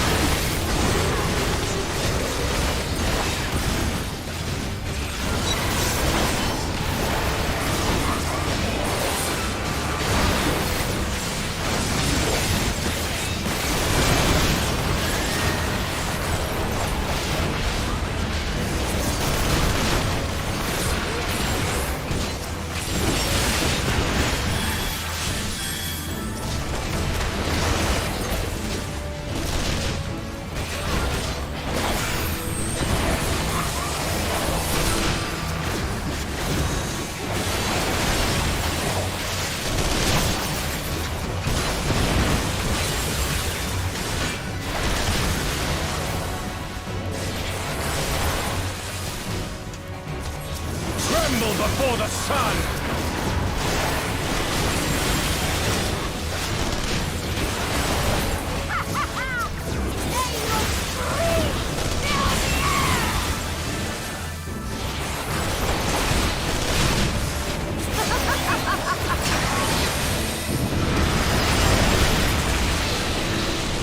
Nice.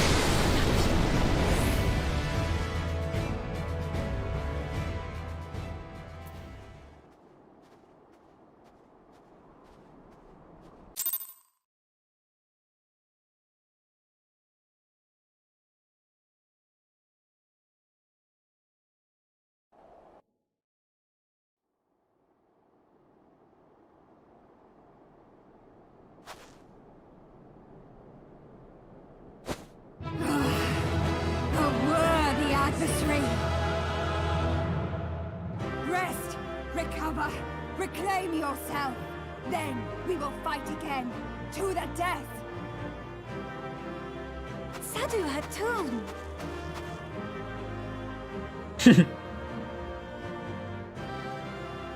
That was the last of them. The day is ours, thanks to your timely arrival. What of the supply caravan?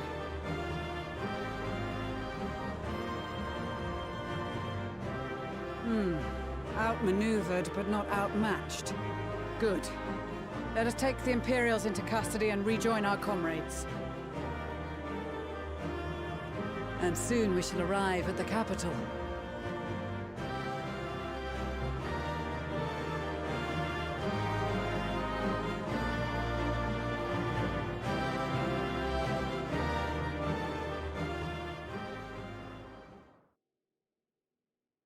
So cold and unforgiving. Thus spoke Emperor Solus as he gazed upon his barren domain.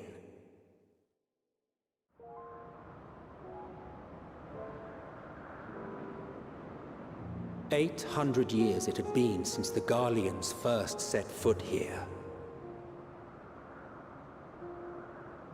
Bested by the Kavosi after centuries of war and driven from fertile southern pastures into the blasted northern wastes. Kavosi? In that garden of desolation, they clung to one another for warmth. Freezing, hungry, desperate, hated.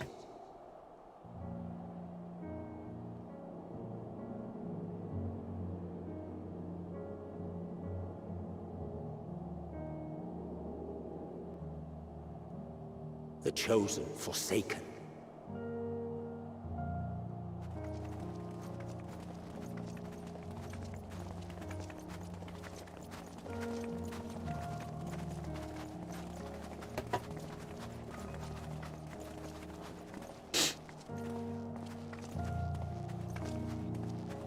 In the year 1513 of the 6th Astral Era, a young legatus named Solus single-handedly sparked the Magitech Revolution. Solus.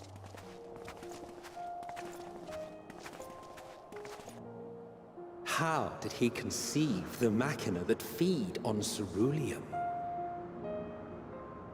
Once a common, soft-spoken soldier, how had he so quickly ascended through the ranks? Like so many others, those who knew the truth are gone. Taking in the capital with his eyes for the first time, I recall thinking to myself, far colder on the earth than in the heavens. Yes, far colder indeed. Bitterly so.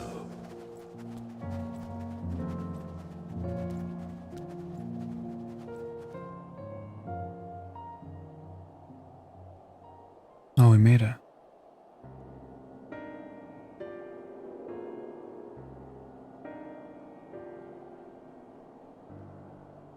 Not so much as a whisper. The roads leading beyond the city walls would have been used less in recent years. Nevertheless, this was one of the most important gateways into the capital.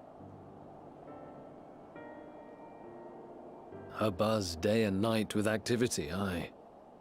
Merchants passing through the checkpoint, many of them stopping at the local hostelries. Surely they cannot all have been tempered. We can consider the question after we have made camp. If we spend any longer outside, we may well freeze to death where we stand. The tempered Imperials, too.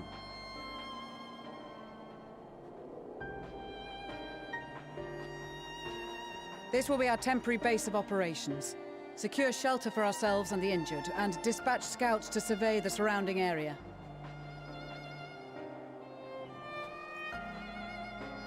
If we're planning on staying here a while, we ought to give this place a proper name. Well, the constant sound of ice cracking underfoot makes me think of broken glass. An apt name, perhaps. But enough of this. To work, everyone! Broken glass.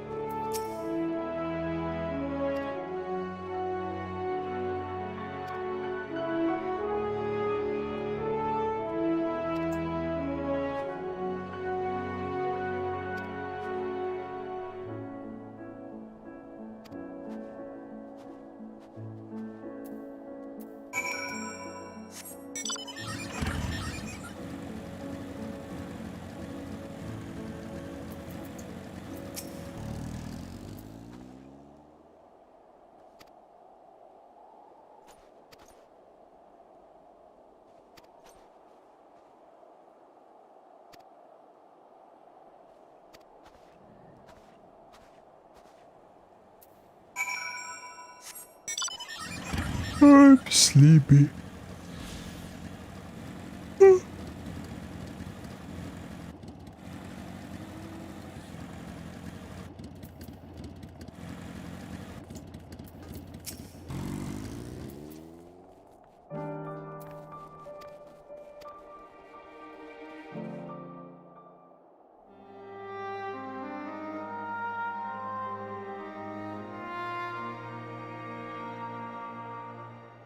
Our present situation is as follows. Efforts to aid the people of Garlemald have begun in earnest. Moreover, having entered into the capital, the Imperial Palace is within our reach. But before we proceed further, we must learn what has befallen this city. For therein lies the key to understanding and combating the Telophoroid's designs. I have a suggestion, if I may. Several of the Imperial soldiers we captured on the Magna Glaciers are members of the Populares and acquaintances of mine. Once we have cured them of their tempering, they should be able to give a reliable account of the events leading to the capital's downfall.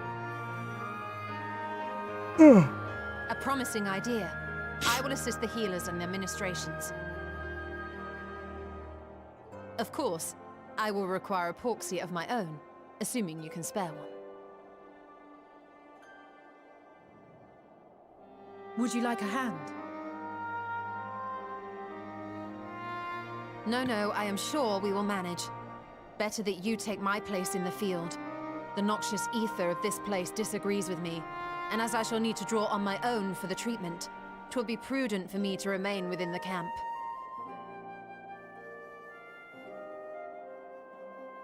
This talk of curing the tempered is all well and good, but I reckon the cold is a more pressing concern. All the houses round here are fitted with ceruleum heaters that could keep us warm and toasty. Problem is, the machines seem to have given up the ghost, and if we keep sitting around, freezing our asses off, we'll be next. My smiths reckon that with the right parts, they can have them working again, but it won't be easy. Understood. The machinist will assist them in the repairs.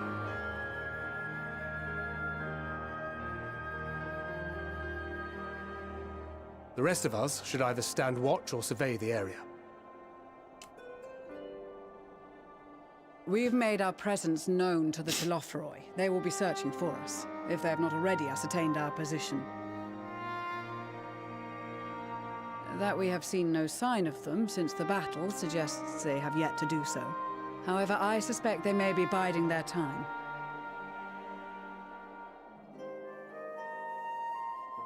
Or perhaps we are beneath their notice.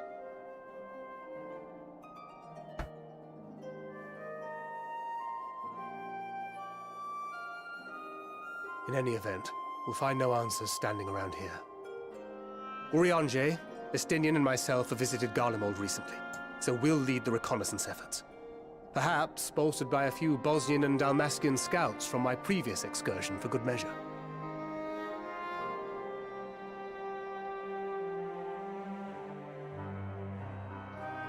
Don't forget about us Alamegans. We have experienced scouts of our own. Well now, this is turning out to be a rather sizable team. With such numbers, we should be able to cover a wide area with relative ease, including that surrounding the Imperial Palace. How about you, Graha? I have a feeling we'll find a use or two for that vanishing spell of yours.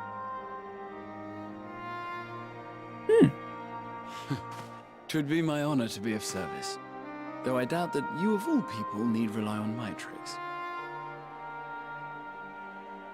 That leaves us with guard duty. As a matter of fact, I have something else in mind for the two of you and Alphino. Between here and the center of the capital lies the Eblan Rhine. I would have you search the area for survivors. Your keen sense of direction, honed in your extensive travels, should prove useful in navigating the ice fields.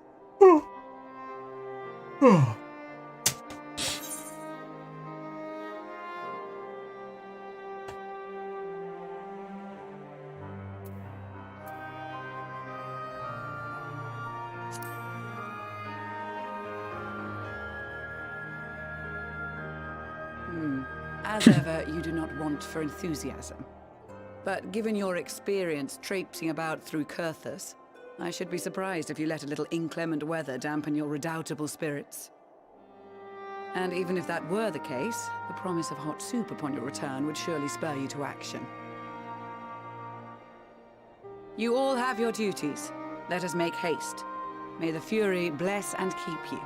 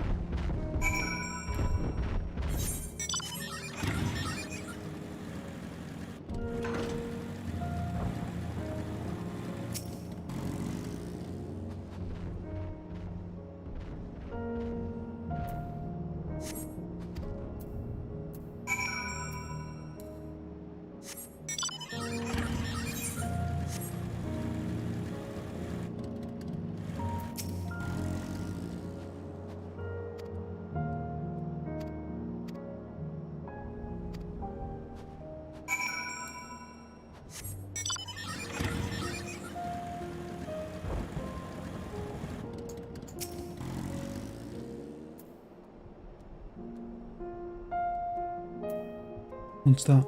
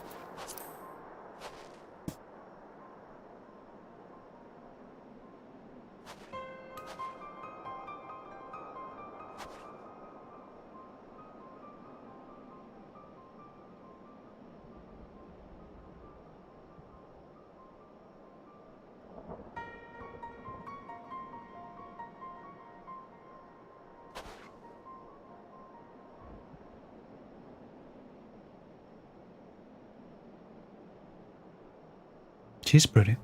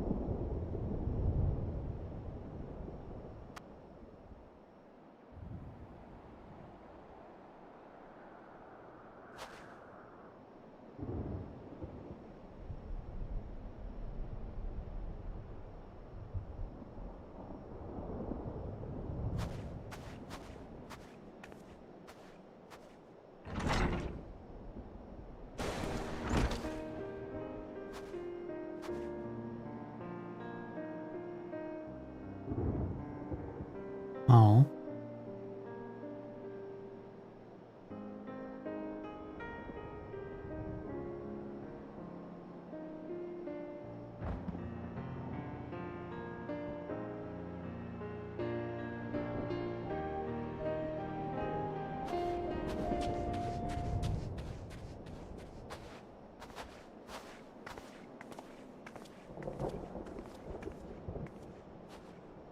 Hmm.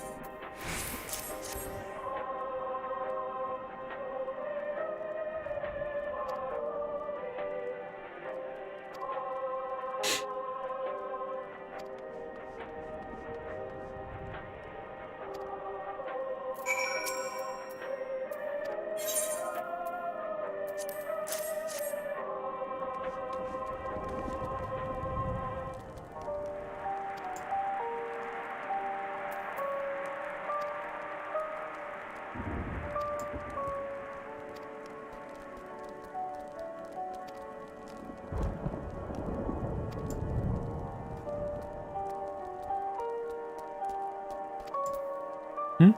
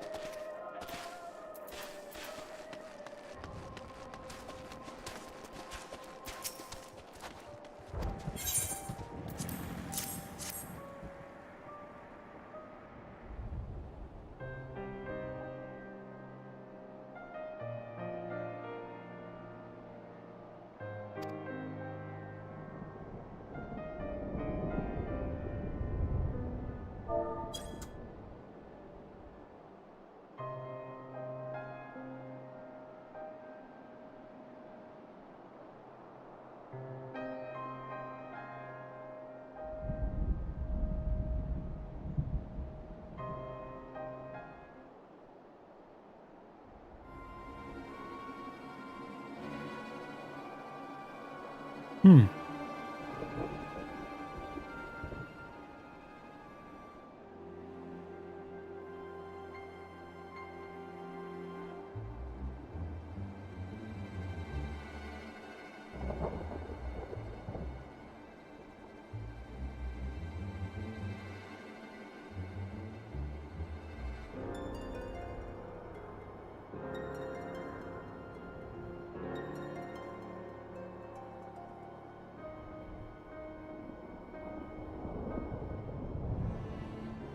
Wow.